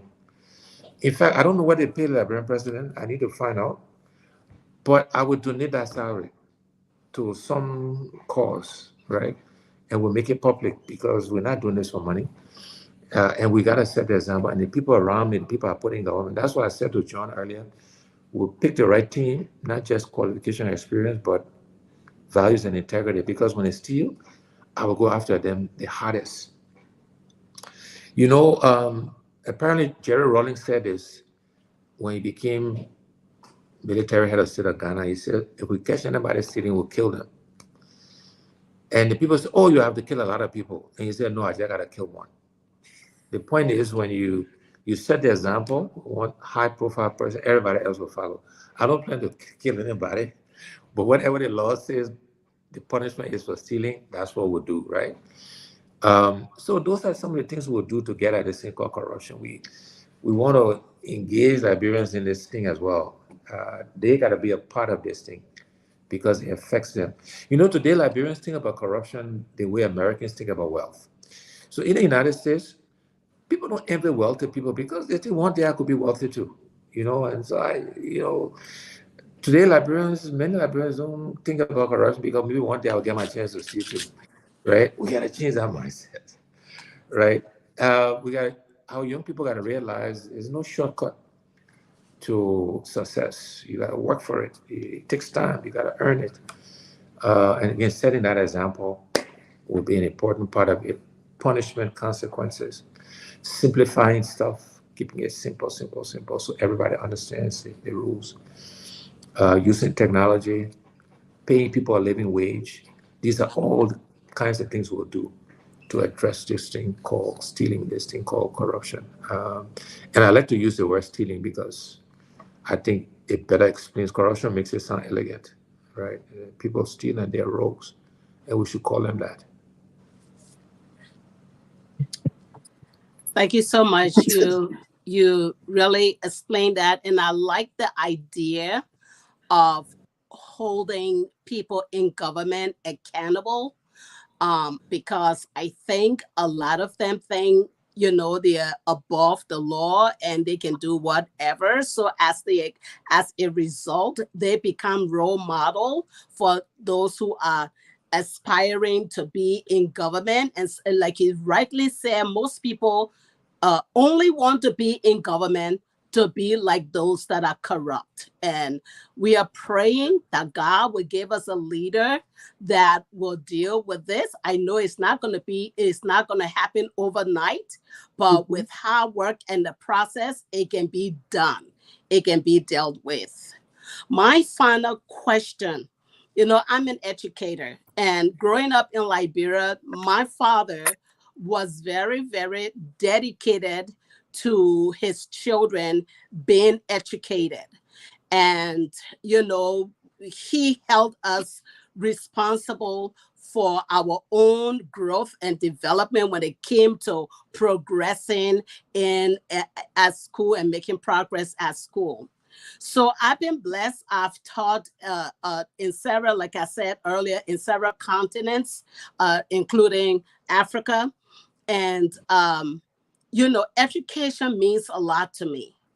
I have some nieces and nephews in Liberia that have graduated college and are not even performing at high school level. So our educational system in Liberia has been so watered down. In fact, it is plain outright, if I want to be honest with you, messed up. So as the president of Liberia, what step will you take to improve the quality of education and make it more accessible and affordable to all students? Yeah, so I mentioned earlier one of the priority for us in education in Liberia is the quality of instruction, teachers training at all levels, university, high school, middle school, so on and so forth. If you don't have good quality teacher, there's this saying in computer science, the garbage in, garbage out, right? If you don't have more Carolyn Davis's teaching, you are not going to get good output. The quality will not be what we need. So that will be a priority of ours. And then enforcing standards. Today, anybody can open school in Liberia. And because people do it because that's how they make a living, right? And there's standards on the books that education department, ministry needs to enforce. And most of these schools will be shut down. Now, you can't do that overnight because, you create lots of issues. People can't feed themselves and that sort of stuff, right? And you got to have alternatives for educating these kids. But we will gradually begin to enforce the standards. As I mentioned, we invest in teachers training, the quality of education. We'll use technology. Let me give you an example, because if you don't have too many good math teachers with qualifications, then the few we have, we can use technology for them to teach students in remote locations. I've done this politically. I've sat literally in Ganta, and I've done Zoom conversations with people in Hapa, with young people. We can set it up so we can leverage the few good teachers we have until we can get enough of them, right, in all the counties as a means of improving the quality and standards of education. So not going to be easy, not going to happen overnight, but we have to deliberately keep increasing the bar, the standards. We got to start to work again more with parochial schools. When we were growing up, in addition to good government schools, good quality government schools, you had St. Patrick's, you had CVA, you had RICS, you had LTI, you had all of these schools that were run by churches and subsidized by the government, right, to extend the reach. And so we have to revisit that as another means of improving the quality of education, improving the standards. Because again, this over-reliance on government for everything is not the solution. The capacity isn't there to do it. So in addition to government institutions having the right quality, the right standards, we got to make sure that we revisit the whole parochial education, and again, just improve the standards. But again, quality of teaching, quality of instructions will be key to the outputs. And again, we got to just get people's expectations right. The bar is so low. Everybody wants a child to pass, even when a child fails. We're not going to allow that. If the child don't pass, they will fail, they will repeat, right? All of those things contribute to this mediocrity we have in Liberia. This, we accept, people use all kind of big words in Liberia. They have a clue what it really means, right? And we gotta start calling these things out, right? Everybody in Liberia wants to be honorable. If you're not an elected official, I tell people not to call me honorable because I'm not. I'm Mr. Cummings or I'm Alex. When I get elected, then I earn the right to do it. It's those kind of simple things we just gotta address. Not politically the right thing to say necessarily, but this is about the quality of our country, the quality of our people, and sometimes we gotta put the politics aside. Thank you, Mr. Cummings. And I just hope that as you deal with these issues in terms of education in our country, that we will make provision, you will make provision, and the nation will make provision in terms of jobs creation for the young people that are graduating, working really hard to earn an education. But when they graduate, there's absolutely nothing to do. And to me, that is also a feeder for corruption to spread in the nation. So I'm really rooting for you. I have a daughter in Liberia. She got her master's here and decided she wanted to go to Liberia to work there because she loves Liberia. And she tells us a lot about you. We are rooting for you because we want, not because we want to glorify you, but we are looking for people who will bring change into our country. And I am of the opinion and belief that you can do it. So thank you for the time that you've had with us. I know there are more questions coming, but I just want you to know I'm in your corner. Thank you, Carolyn. Thank you very much. I appreciate the confidence. Thank you so much, Caroline, for that. I'm hoping that we always stay on because everyone asks their questions, and then if you have suggestions, we can make it, and then we'll call it a day. But for those of you who are watching, this is the Liberian View, a conversation with Liberia's presidential candidate, and today we have our own Mr. Alexander Cummings, uh, of, who have availed himself to talk to you and tell you the reason why he wants to lead your country, Liberia. We hope that more than ever before, this discourse have really cleared some of your doubts and giving you more clarity as to why we should vote Liberia. And Mr. Cummings is telling you today on this platform the reason why he even thought or what motivated him to want to lead you. So we hope that we are during the come October 10 that you will see and know that why we want to vote, not because of individual, not because of tribe, not because of anything, but let's vote for the future generation. Let's vote to put Liberia on the map at ECOWAS meetings, that we have a representation more than ever before that is so needed. Having said that, I will turn it quickly to our own Honorable John Lloyd, who will ask the next two questions. John, the floor is yours, and thank you. Thank you, Mr. Cummings. By all indications, as your resume shows, you are a highly qualified man and very much accomplished from a young age. But the question still, there are others in the public, many out there who would ask the question, among, 20 or so political candidates, there are many, but among the top candidates, you are the only one who haven't had a government experience before. The president, of course, he's president, so he has some government experience, however that may parlay. The vice president is a former vice president, 40 years of experience in government and cabinet and all that. And every other president, I believe, who've been elected in the history of Liberia has had some prior government experience.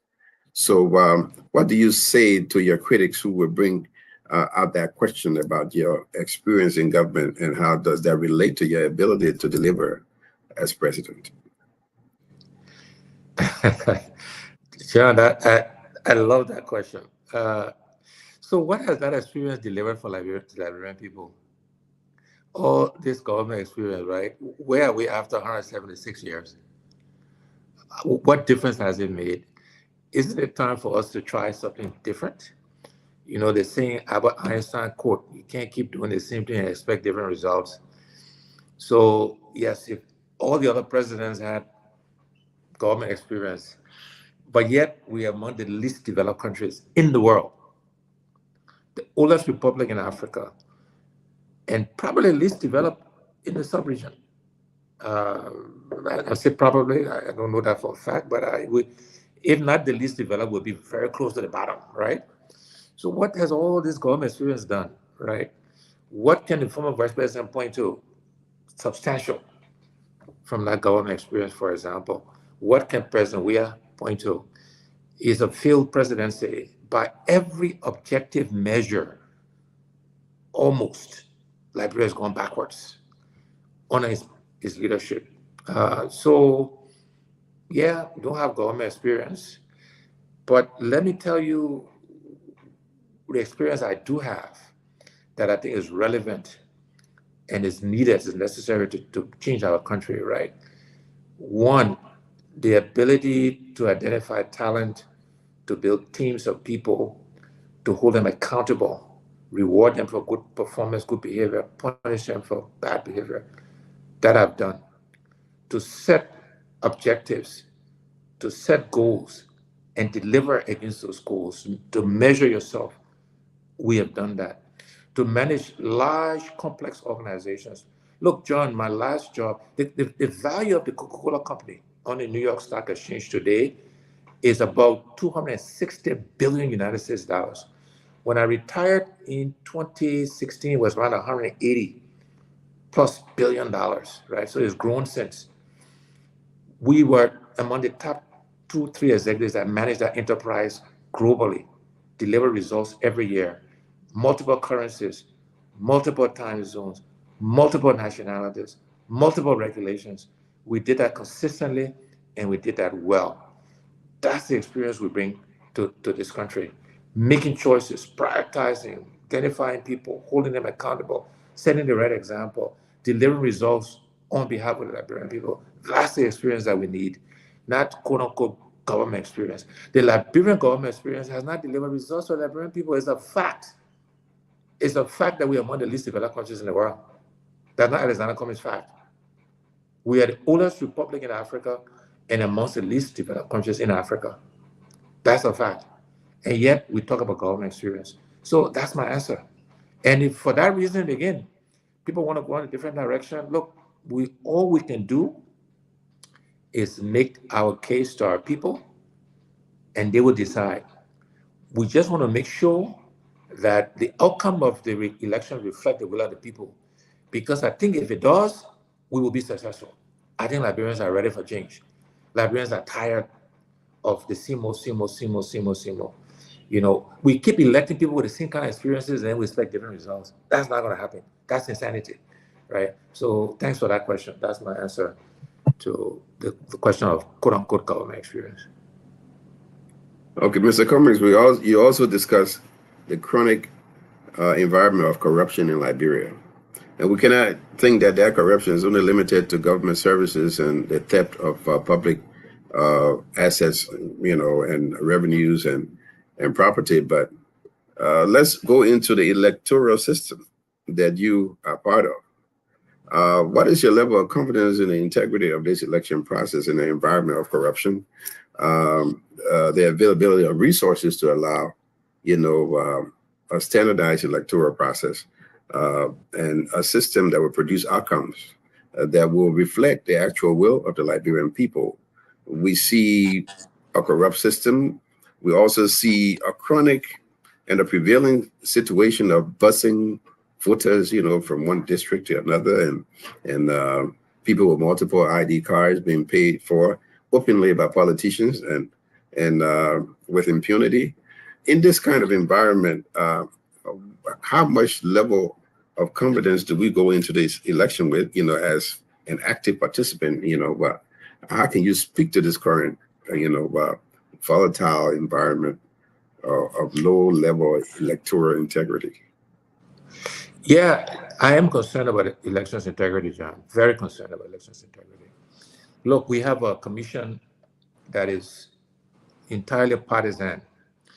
Per the Liberian Constitution, the president is entitled to appoint all 7 commissioners. But as a matter of good practice, as recommended by ECOWAS, some of the commissioners should have been nominated by the opposition.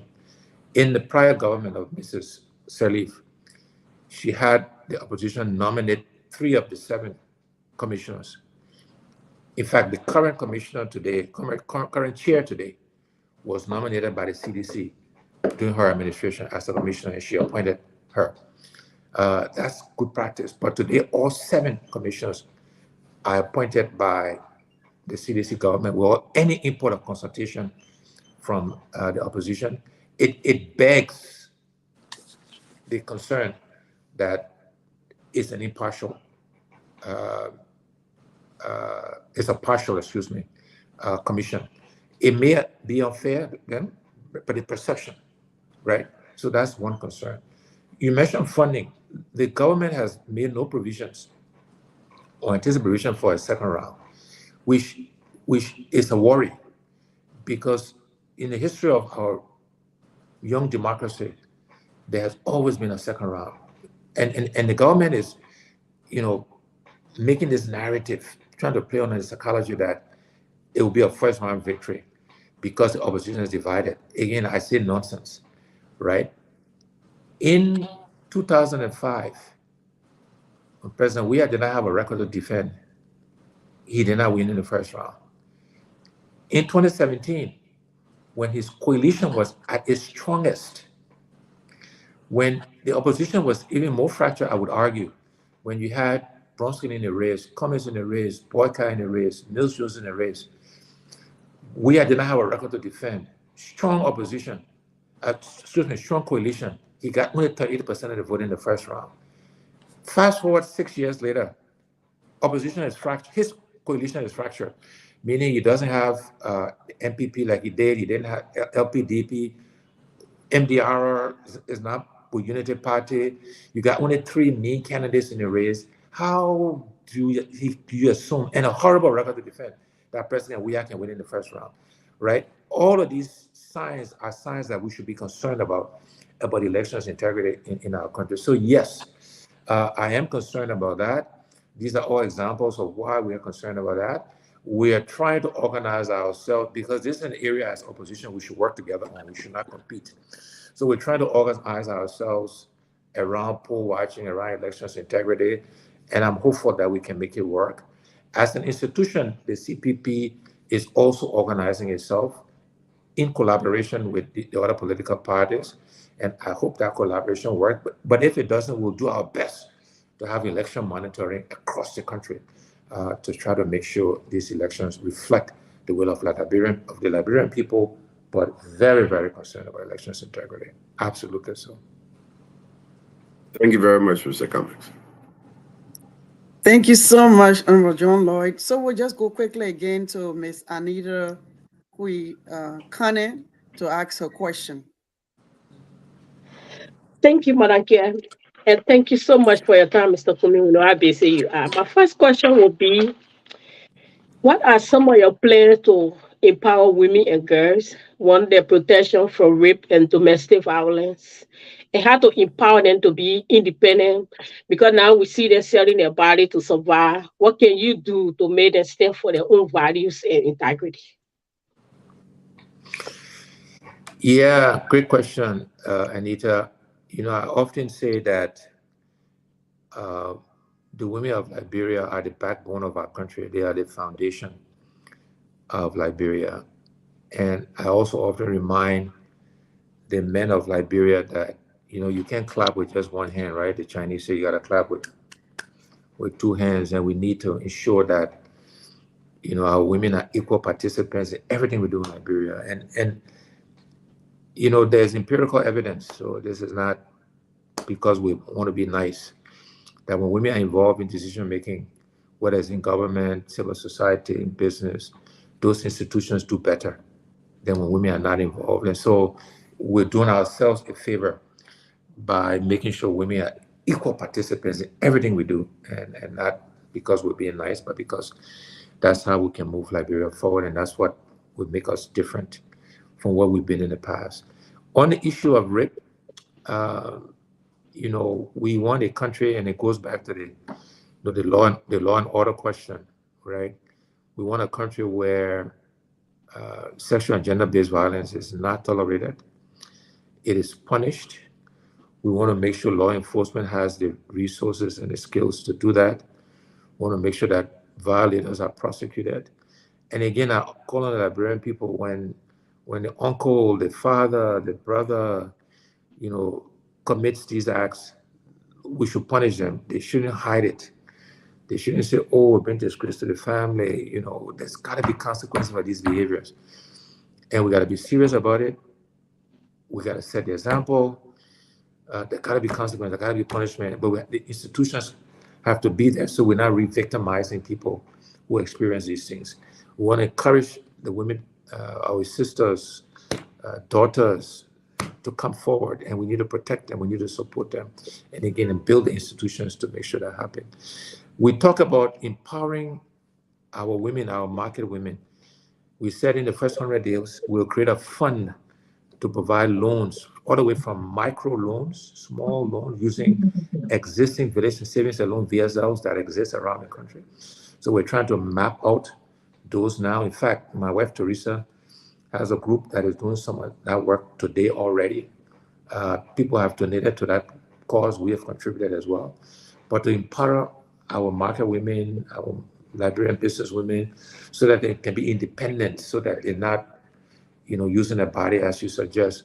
We want to encourage entrepreneurship, men and women. So one of the things we'll do is the Ministry of Youth and Entrepreneurship. We want to link those two things together, right? So that our young people can be independent.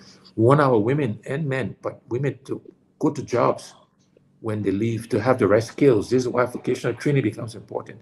So they have skills and they have jobs to go to. So again, they don't have to, sell their bodies to make a living. So those are all things we will do. These things are all connected and related, that will begin to reduce the issue of sexual and gender-based violence. But there got to be consequences for it. And again, we got to make sure that the economics of the country, this is why I said the economy is the solution, right? Grow the economy, create jobs. And many of these ills, not all of them, many of these ills will go away and will be solved. Thank you, Mr. Kumi. My second question will be, the one thing that every presidential candidate have promised Liberia, but they have never delivered, are always been in war and economic growth. I was in Liberia, went through the war, we were there, we saw how that war was looking. But to just bring closure that will help us forget the horrible things we passed through, we want to hold all those involved accountable. But again, because of corruption, people sending their support here and there and trying to cover up, like you said, you don't want to do. But I believe in you and I know for sure it will come. But at what point in your administration will the war and economic code goes to Liberia to set something straight for our people? Yeah, we will definitely implement a war economics crime code. And this is one of those things we just got to do and put behind us, because Yes. we keep, as you suggest, keep talking about it and not doing it. And so, I my views on this has changed over time. At one point, if you go back in my history, I wasn't so sure that was something we should do. But after listening to Liberians who were harmed, after seeing the level of impunity that still exists in our country about everything, after recognizing the fact that economic crimes is the primary reason why Liberia is where it is today, in addition to war crimes, we have to address this. And so I'm committed to doing so. It'll be a combination of restorative and retributive. It has to be fact-based. It can't be because I don't like Anita, so I'll accuse her, and then we go after her. It gotta be fact-based. We have to do it. We have to agree the process. We have to find the funding to do it. We have to make it time-bound. It cannot go on forever. It will consume the country. So we'll agree as a people. We'll give ourselves 6 months, 12 months, 18 months, whatever. Start the process, end the process. But that's a process we have to implement to do it, get behind us, close that chapter, and we can move forward as a country, as a people. And it's something I want to do early in my administration as well, so we can get it behind us and focus on the way forward in economic growth of our country. Thank you so much, Mr. Kumi. You can set a goal for me. I promise you we will raise that money before you even get to know that. Thank you so much. So one thing I want to encourage you about is thank you for involving the young people on your campaign team. I want you to continue to motivate them and continue to empower them, give them the resources that they need to get out there. Bisha will not reach it behind point four, they will not go behind really in the day, but those boys and girls will go. So I want you to provide them the required resources and continue to give them the encouragement that their life depends on that and motivate them so they can make sure to deliver the money that that you are giving them. And I trust them, I believe in them, I know they can do it, but they will also need your support and your encouragement to do so. Thank you for coming on this platform today. Thank you, Manake. Okay, we want to say thank you so much. This is again a conversation with Liberia's presidential candidate. We have with us our own Alexander Cummings, who has availed himself to be on this platform to converse and tell you why he wants to be your leader. And I'm sure that this particular discussion have made a lot of clarification, and we hope that we vote Liberia. Having said that, I will go quickly to Mr. Felix with his two questions. After that, we will ask each individuals on this platform. We'll also look on to see whether you have questions there. However, just to give your suggestion from this discussion, having listened to Mr. Cummings, your suggestion, as he stated from the beginning, he just didn't come here to converse, to give you answers, but also to get some suggestions for you. So I hope we all on this platform, we have some good suggestions. And if not, we can just make a statement to just close out. Mr. Felix Wilson, you have the last two questions. Thank you, Madam Chair.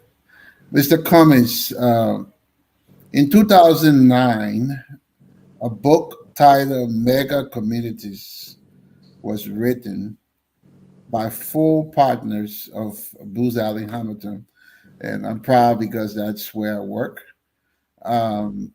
These guys, gentlemen, Mark Cherenser, Reginald Van Lee, Fernando Napolitano, and Christopher Kelly, came together and wrote what I thought was a very brilliant intellectual composition that focused on how leaders of government, business, and nonprofits can tackle today's global challenges together.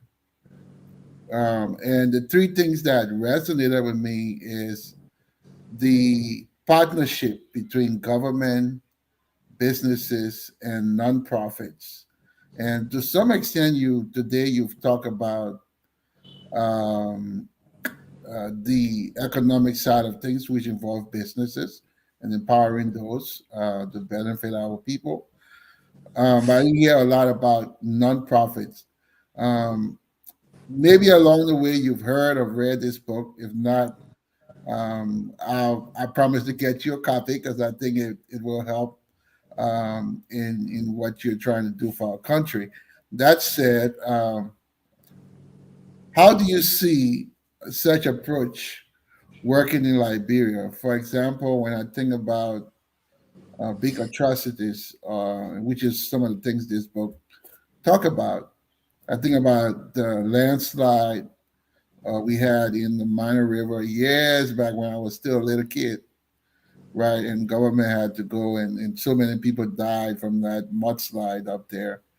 A situation like that is what this book is talking about, where all hands on deck, right, needs to come to bear. So, given that example and the approach that this book is talking about at a high level, what would you do to engineer, promote, empower nonprofit development?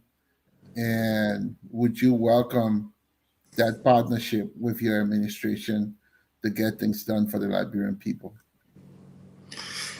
Yeah, no, and we used to call that when I was at Coca-Cola, what we call the Golden Triangle. government, civil society, and businesses. And so I very much believe in how you leveraged that golden triangle of those three parts of society. I mentioned using businesses, private sector, whether sanitation, whatever. I mentioned education, using the church as part of civil society, if you will, to help solve our educational challenges. So I very much believe in leveraging all of those elements. No one piece can do it alone. Today in Liberia, we are consumed with this thing called government. That's all we think about, we look at. And I do believe the private sector and civil society and non-governmental sector can play a pivotal role. I think what we need to do, though, we need to be very clear about what we're trying to accomplish, the what's and the hows. And then we can engage the private sector and or civil society, as I call it, or non-governmental sector, to participate. But without that clarity of what you're trying to accomplish, I think we are muddled. So we clear, this is what we want to fix in education, for example.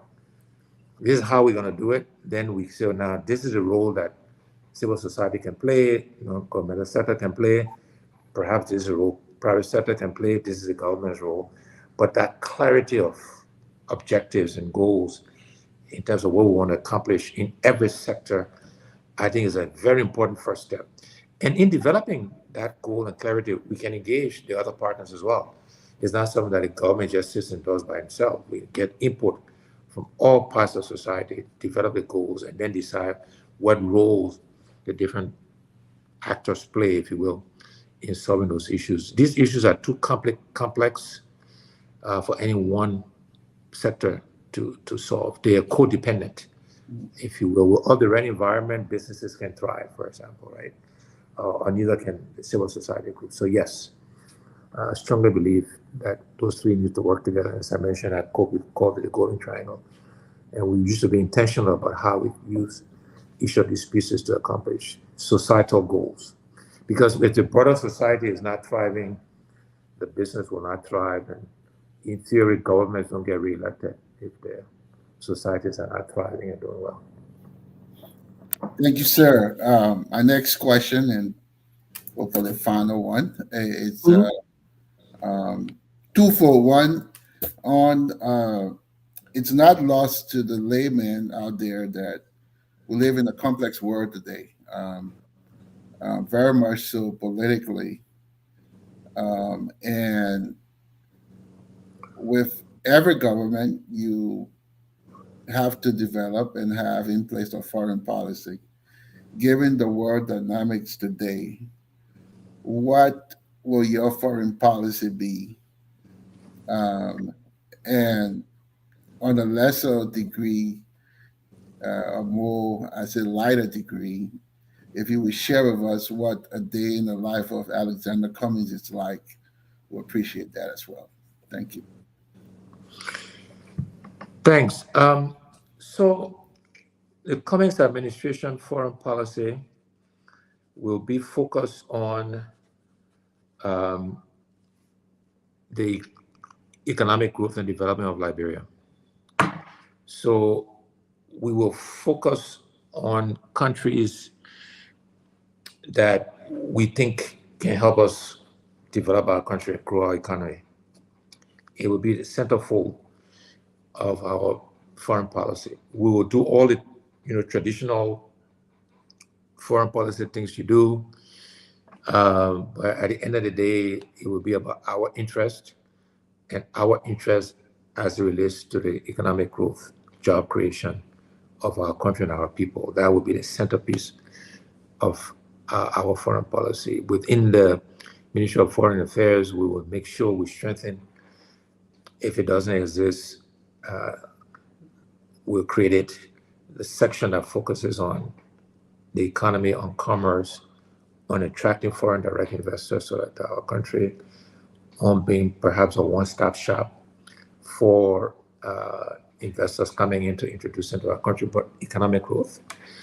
We also think about foreign policy in terms of concentric circles, meaning we want to make sure we are working with our neighbors in the Monroe Union, focus on that, then ECOWAS, then the African Union, then the world at large.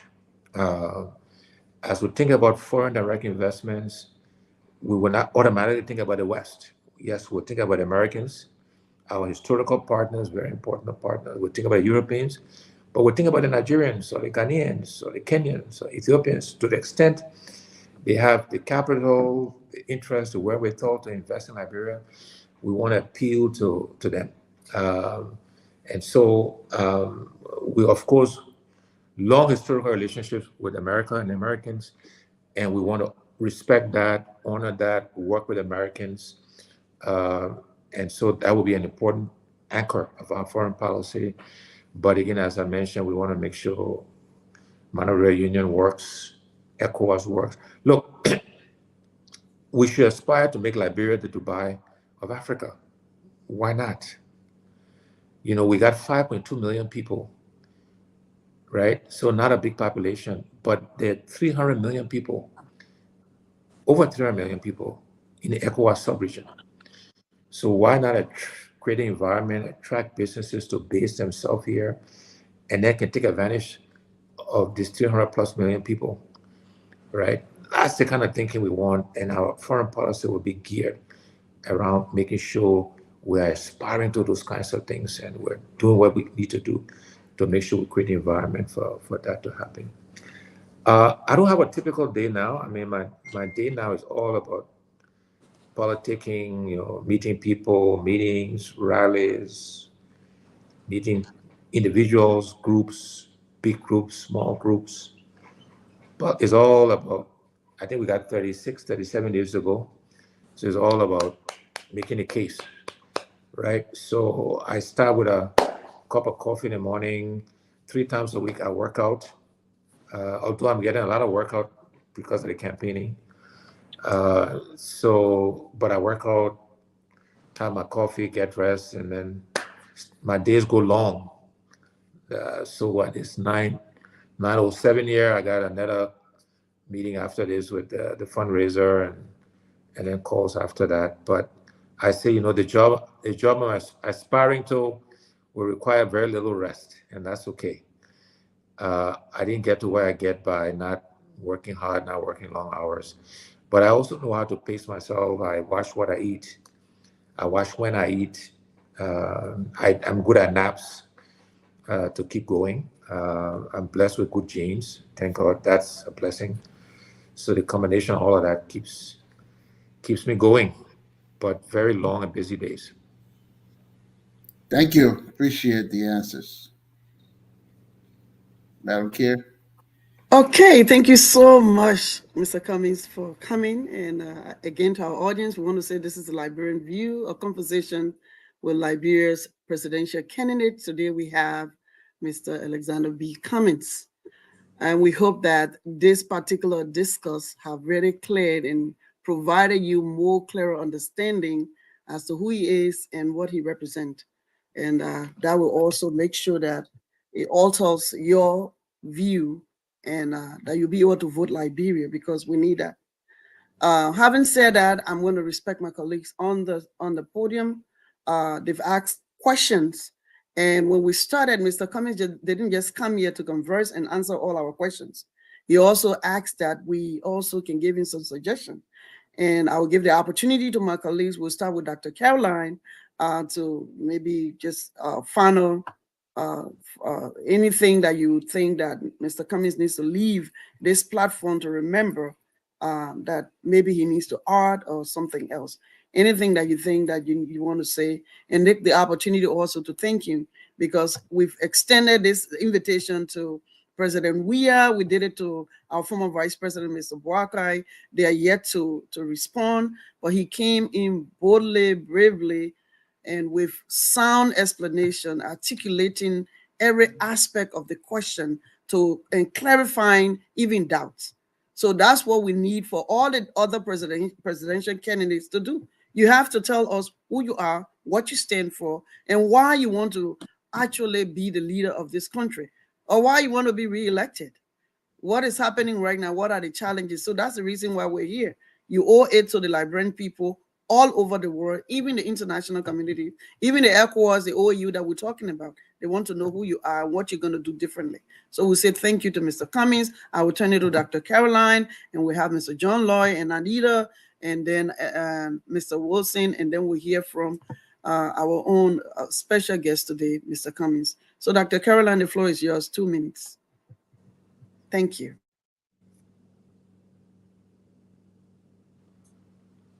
I think the fact that we extended the invitation to all the participating presidential candidates, and last week we had Mr. Gunglo on, and we had some technical difficulty and we couldn't really finish with him. But the fact that Mr. Cummings came today on this show to talk to the Liberian people abroad and at home speaks a lot about who he is.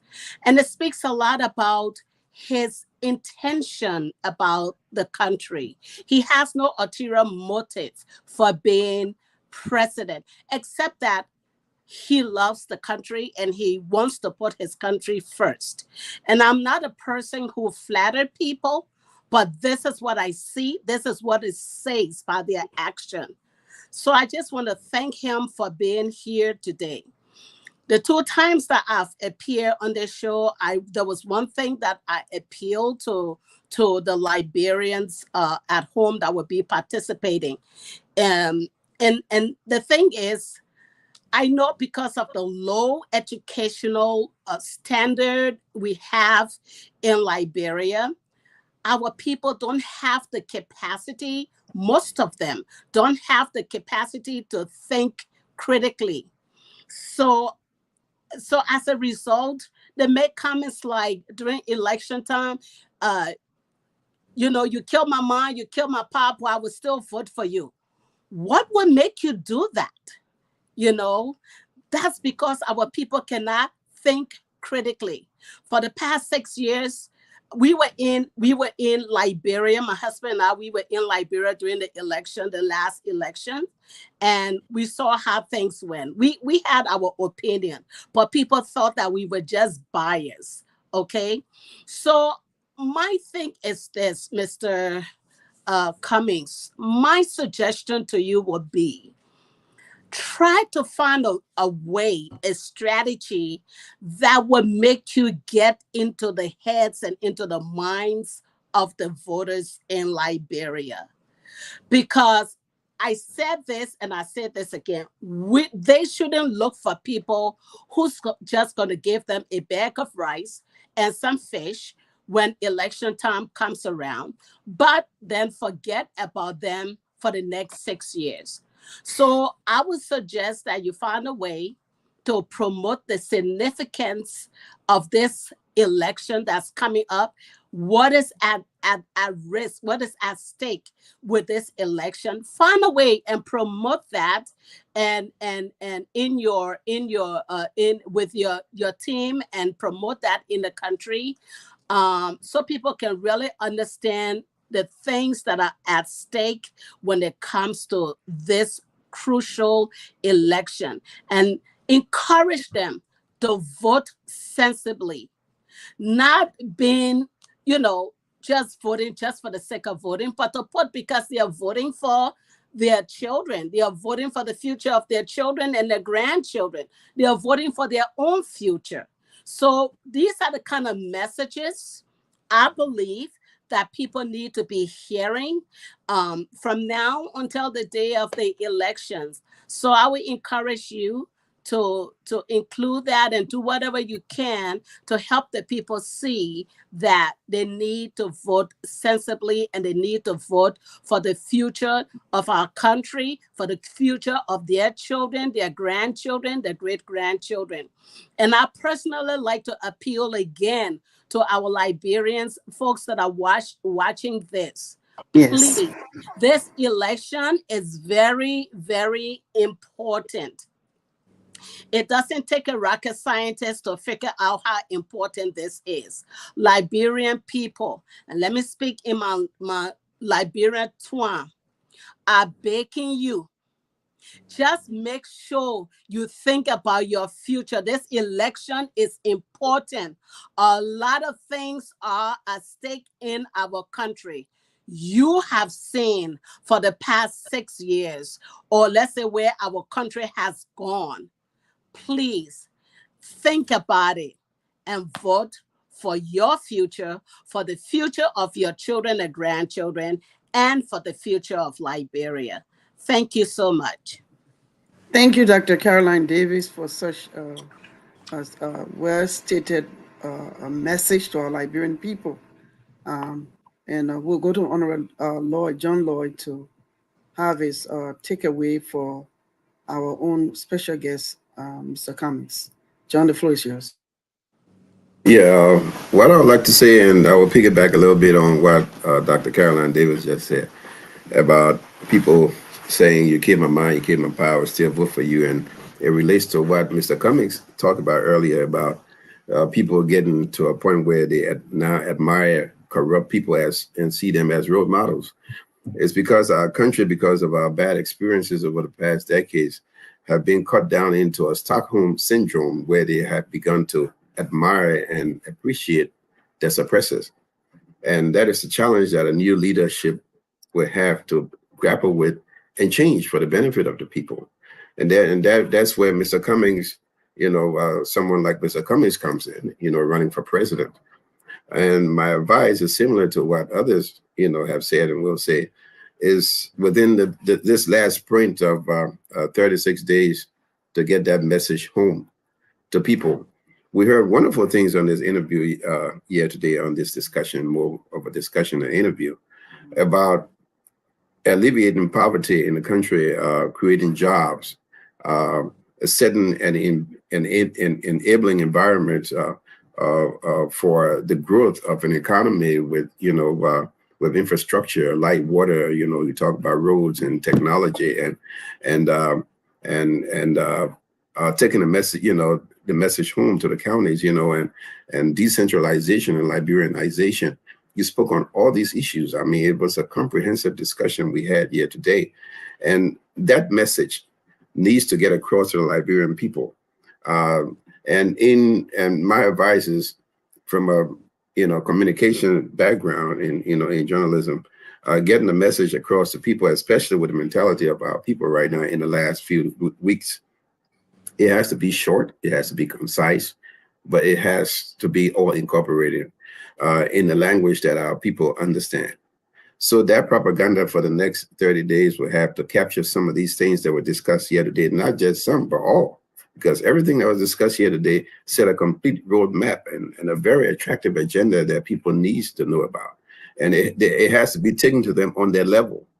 And many Liberians, any Liberian in Capamas where you're from, will want to hear about decentralization and how jobs and opportunities can leave Monrovia and come to their places, and how facilities can be made available in their localities as reason to have more people come back home and develop in their own home and make use of the land that they have.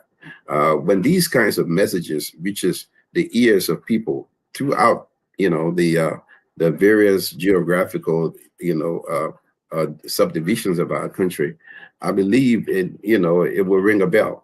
And not just only for the sake of your campaign, but for the benefit of our people who seems to be, they all seem to be hopeless in terms of where are we going to get our next leader from? They approach election not necessarily because, they have some, personal choice out there, but they're looking for the best options that they can have among, a confused gathering of over 20 candidates. It's a problem that our electorate will have to be confused by that amount of candidates in the election, taking time away from those who they need to focus on. But in this environment, my advice is that, the message be like Anita said, repeat it over and over on the radio, which is the means of communication in the counties. And for those who are more privileged, it can go on the internet. But I think the internet is already covered by people who are already, preaching messages to the choir. But going into the grassroots, to the villages and all these places. I think repeated messages that captures the intentions and the will of the people will be the key towards getting to where you want to be. That's my Thank you final so word. And thank you thank you very much. so much, Honorable Lloyd. I mean, John, Yeah. Mr. John Lloyd. Thank you so much for that. Again, if you're just joining us, this is the Liberian View, and today it's a conversation with Liberia's presidential candidate, and we are privileged to have our own Alexander B. Cummings with us. And we hope that today's discussion, as all the speakers have stated, that it brought more clearer understanding for who Mr. Alexander Cummings is, Alexander Cummings is, and we hope that this will also make you to think and rethink your decision as to not voting for individuals because you know them, but this time around that we pray that we all will vote Liberia. It's very important that and then also we're going to make sure, because right now the Liberian View, we've reached about 40 to 50,000 people. We're going to share it and make sure that we reach more than that, because this is a very good conversation, a clear conversation, a message to Liberia, because we need this to hear it so that we all can rethink and make sure that we think Liberia and vote Liberia. This is not about us. It's about our children. Even those that are born in the diaspora, they have to go back. Those in Liberia not going to school, the disabled, you call them the Zogos, and today you may be having $10, $20 to eat. Somebody say, vote for me. That's not it. Don't think that way. This is an information for you to know that you will eat the $10 that was given to you for your card, your vote. But what's next? So that's the message. Now we'll turn it quickly to our own Anita to just give us a word for our special guest, Mr. Cummings, as to what's the next and what she think should be done differently. Anita, the floor is yours. Thank you, Madam Chair. I think Liberia is at a point where, when a woman being abused over and over and over, and you see somebody stepping you to show you love, to show you care, you be like, that's the state Liberia in. For Mr. Kumi to be in a race and George, you should know the kind of country we're talking about here. So, what we can do here in the diaspora, if you are not able to go back home to register to vote, just encourage your family. Continue to tell Mr. Kumi platform to them. Show them the way, because I will tell you, they are so confused. Not to bring them down, but they don't know what they actually want at this point. So they look up to us in the diaspora to kind of guide them, give them direction.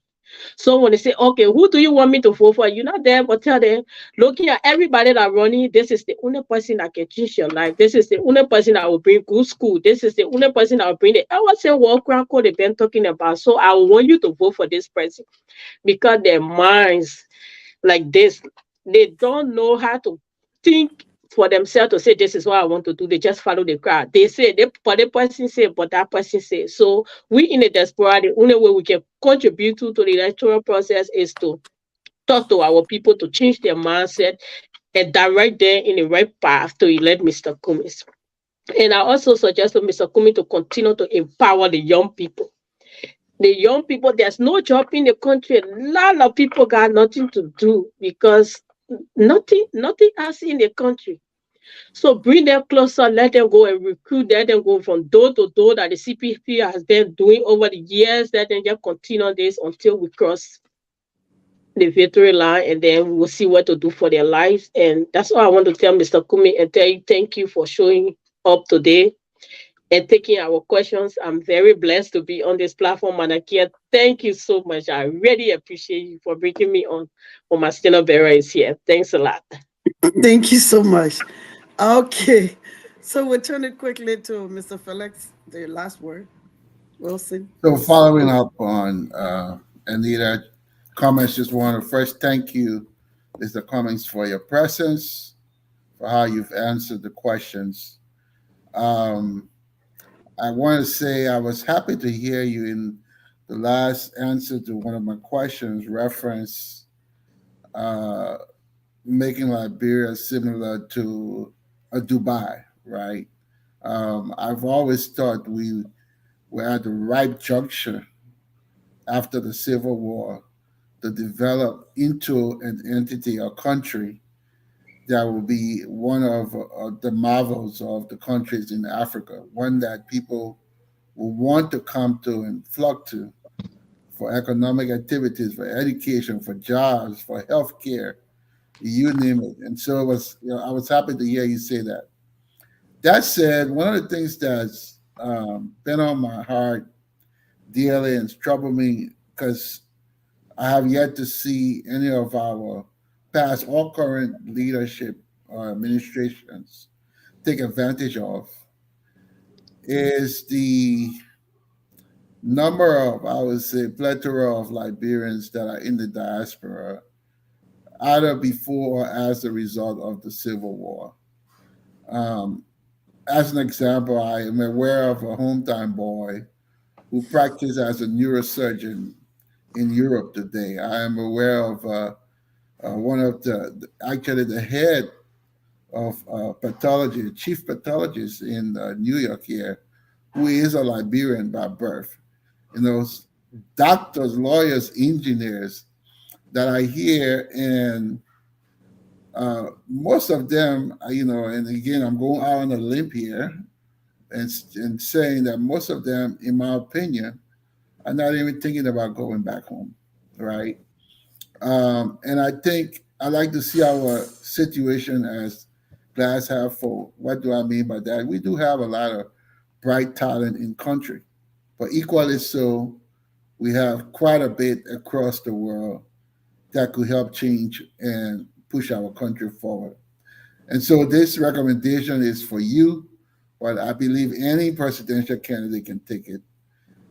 There's wealth of economic power out here that can benefit our country. It takes the right strategy, the right idea, the right medium to tap into that. So whether someone's willing to come back home or not, there's a way to reach to them to get them to support their birthplace.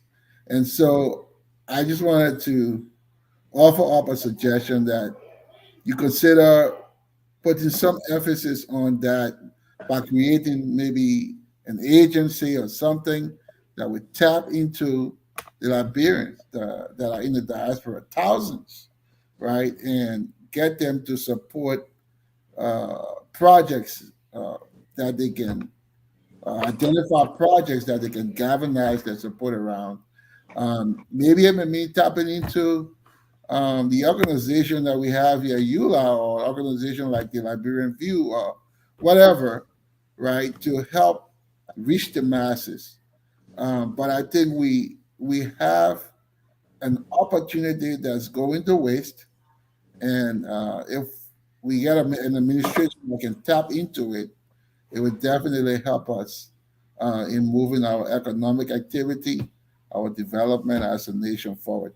So I thank you again for being here and indulging us, and I hope my recommendation have some level of importance or meaning for you. Thank you. Thank you so much, Mr. Felix Wilson. We hope that all the recommendations, suggestions, all the strategists on the ASC team, I hope that you listen in, and I hope that that will also be taken into consideration. I want to take this time now to give the floor to Mr. Cummings to just maybe thank the people, those who are listening here in the diaspora or in Liberia, and then we will call it a day. Mr. Cummings, the floor is yours. Thank you, Lucy, and we'll make it quick so I can get on the next call. But it was great having this conversation. Great questions, good interaction, good discussion. Thank you. I think the choice for Liberians are clear. I said they have three main choices. Liberians can choose from the past, they can choose from the present, or they can choose a brighter future. And I think Councillor Bronsky and I represent the brighter future. We are committed to our country. We are very clear on what needs to be done. We are very determined to do what needs to be done. we're very determined not to keep doing the same things and expect different results. And so I'm confident that over the next 36 days, we will increasingly make our case to Liberian people. I hear the message and suggestions around messaging. How do we make our messaging simple for Liberians to gather, understand? And we're working hard to do that. We're telling Liberians, take the money, take the rice, that your money, that your rice they're spending is not their money, so eat it, but do the right thing. Vote for the future of your country, of your children. We're telling Liberians that, again, the choice is clear. You can vote from the past, you can vote from the present or the future, and that's resonating with people. They've tried the Unity Party, they've tried the CDC, it's time for them to try the CPP. So different ways to communicate to our folks to help them get the message. We also are focused on the young people. We're going to empower more and more of them because they represent the majority of the country. And so we'll be engaging our young people even more over the next 36 days or so. And yes, we do have a plan to create an agency focused on the diaspora. If you look at countries that have big diaspora communities, the Israelis, they actually have a ministry in charge of the diaspora affairs. And many other countries that have big diasporas have agencies. And so we will establish an agency just focused on harnessing our diaspora talent. We have talked about in our platform creating a diaspora fund where diaspora can pool their resources, have it professionally managed, and that fund can invest in housing, for example, or in agriculture, or in whatever. But a diaspora fund is something we want to structure, get it professionally managed, and people can get a return, get an annuity from this fund by investing in it. So we'll focus on the diaspora. But most importantly, we got to get elected first before any of these things happen. And so we call on all Liberians in the diaspora to call your friends, your family, your relatives to support us. If you can come for the elections, come, and you don't have to come if you don't register to vote, but you can come anyway and do poll watching. You can come and help get a vote out on election day. So there are multiple ways you can help us get into office so we can start the restoration of good governance and economic growth to Liberia. So thank you all. Lucy, thank you all very much. I will leave you now as I go on to the next meeting. Just for the record, it's not the ANC hosting the fundraiser. It's important. It's a group of Liberians. There happen to be many ANC people. But legally, it's not the ANC that's sponsoring the fundraiser. But there is a fundraiser, and if people can join and provide support, because elections cost money, and so we use help there as well. Yeah. And the information is that the fundraiser is on Zoom. They have all the information there. And on behalf of the Liberian View, we just want to say thank you so much for boldly coming to express yourself, the views, and some answers, clearing some doubts for the Liberian people. And we're hoping that even, I think the political parties were 41, and I think now you're going to 20-something, that the individual political parties also, you have to think Liberia, think Liberia. And then if you have to make a decision to pull out, make sure you also think about Liberia. Not only, and if you had a platform as to what was discussed today, then you should know where to take your vote. So we are hoping that this has really, really served the diaspora, and to know who Mr. Alexander Cummings is, what he stands for, and why he wants to lead. So we want to take this time to say thank you, and we'll see you again. Thank you so much for coming. Thank you. Thank you. Okay. Thank you. Thank you. Good night. Good night to all, and have a nice day. Thank you. Thank you.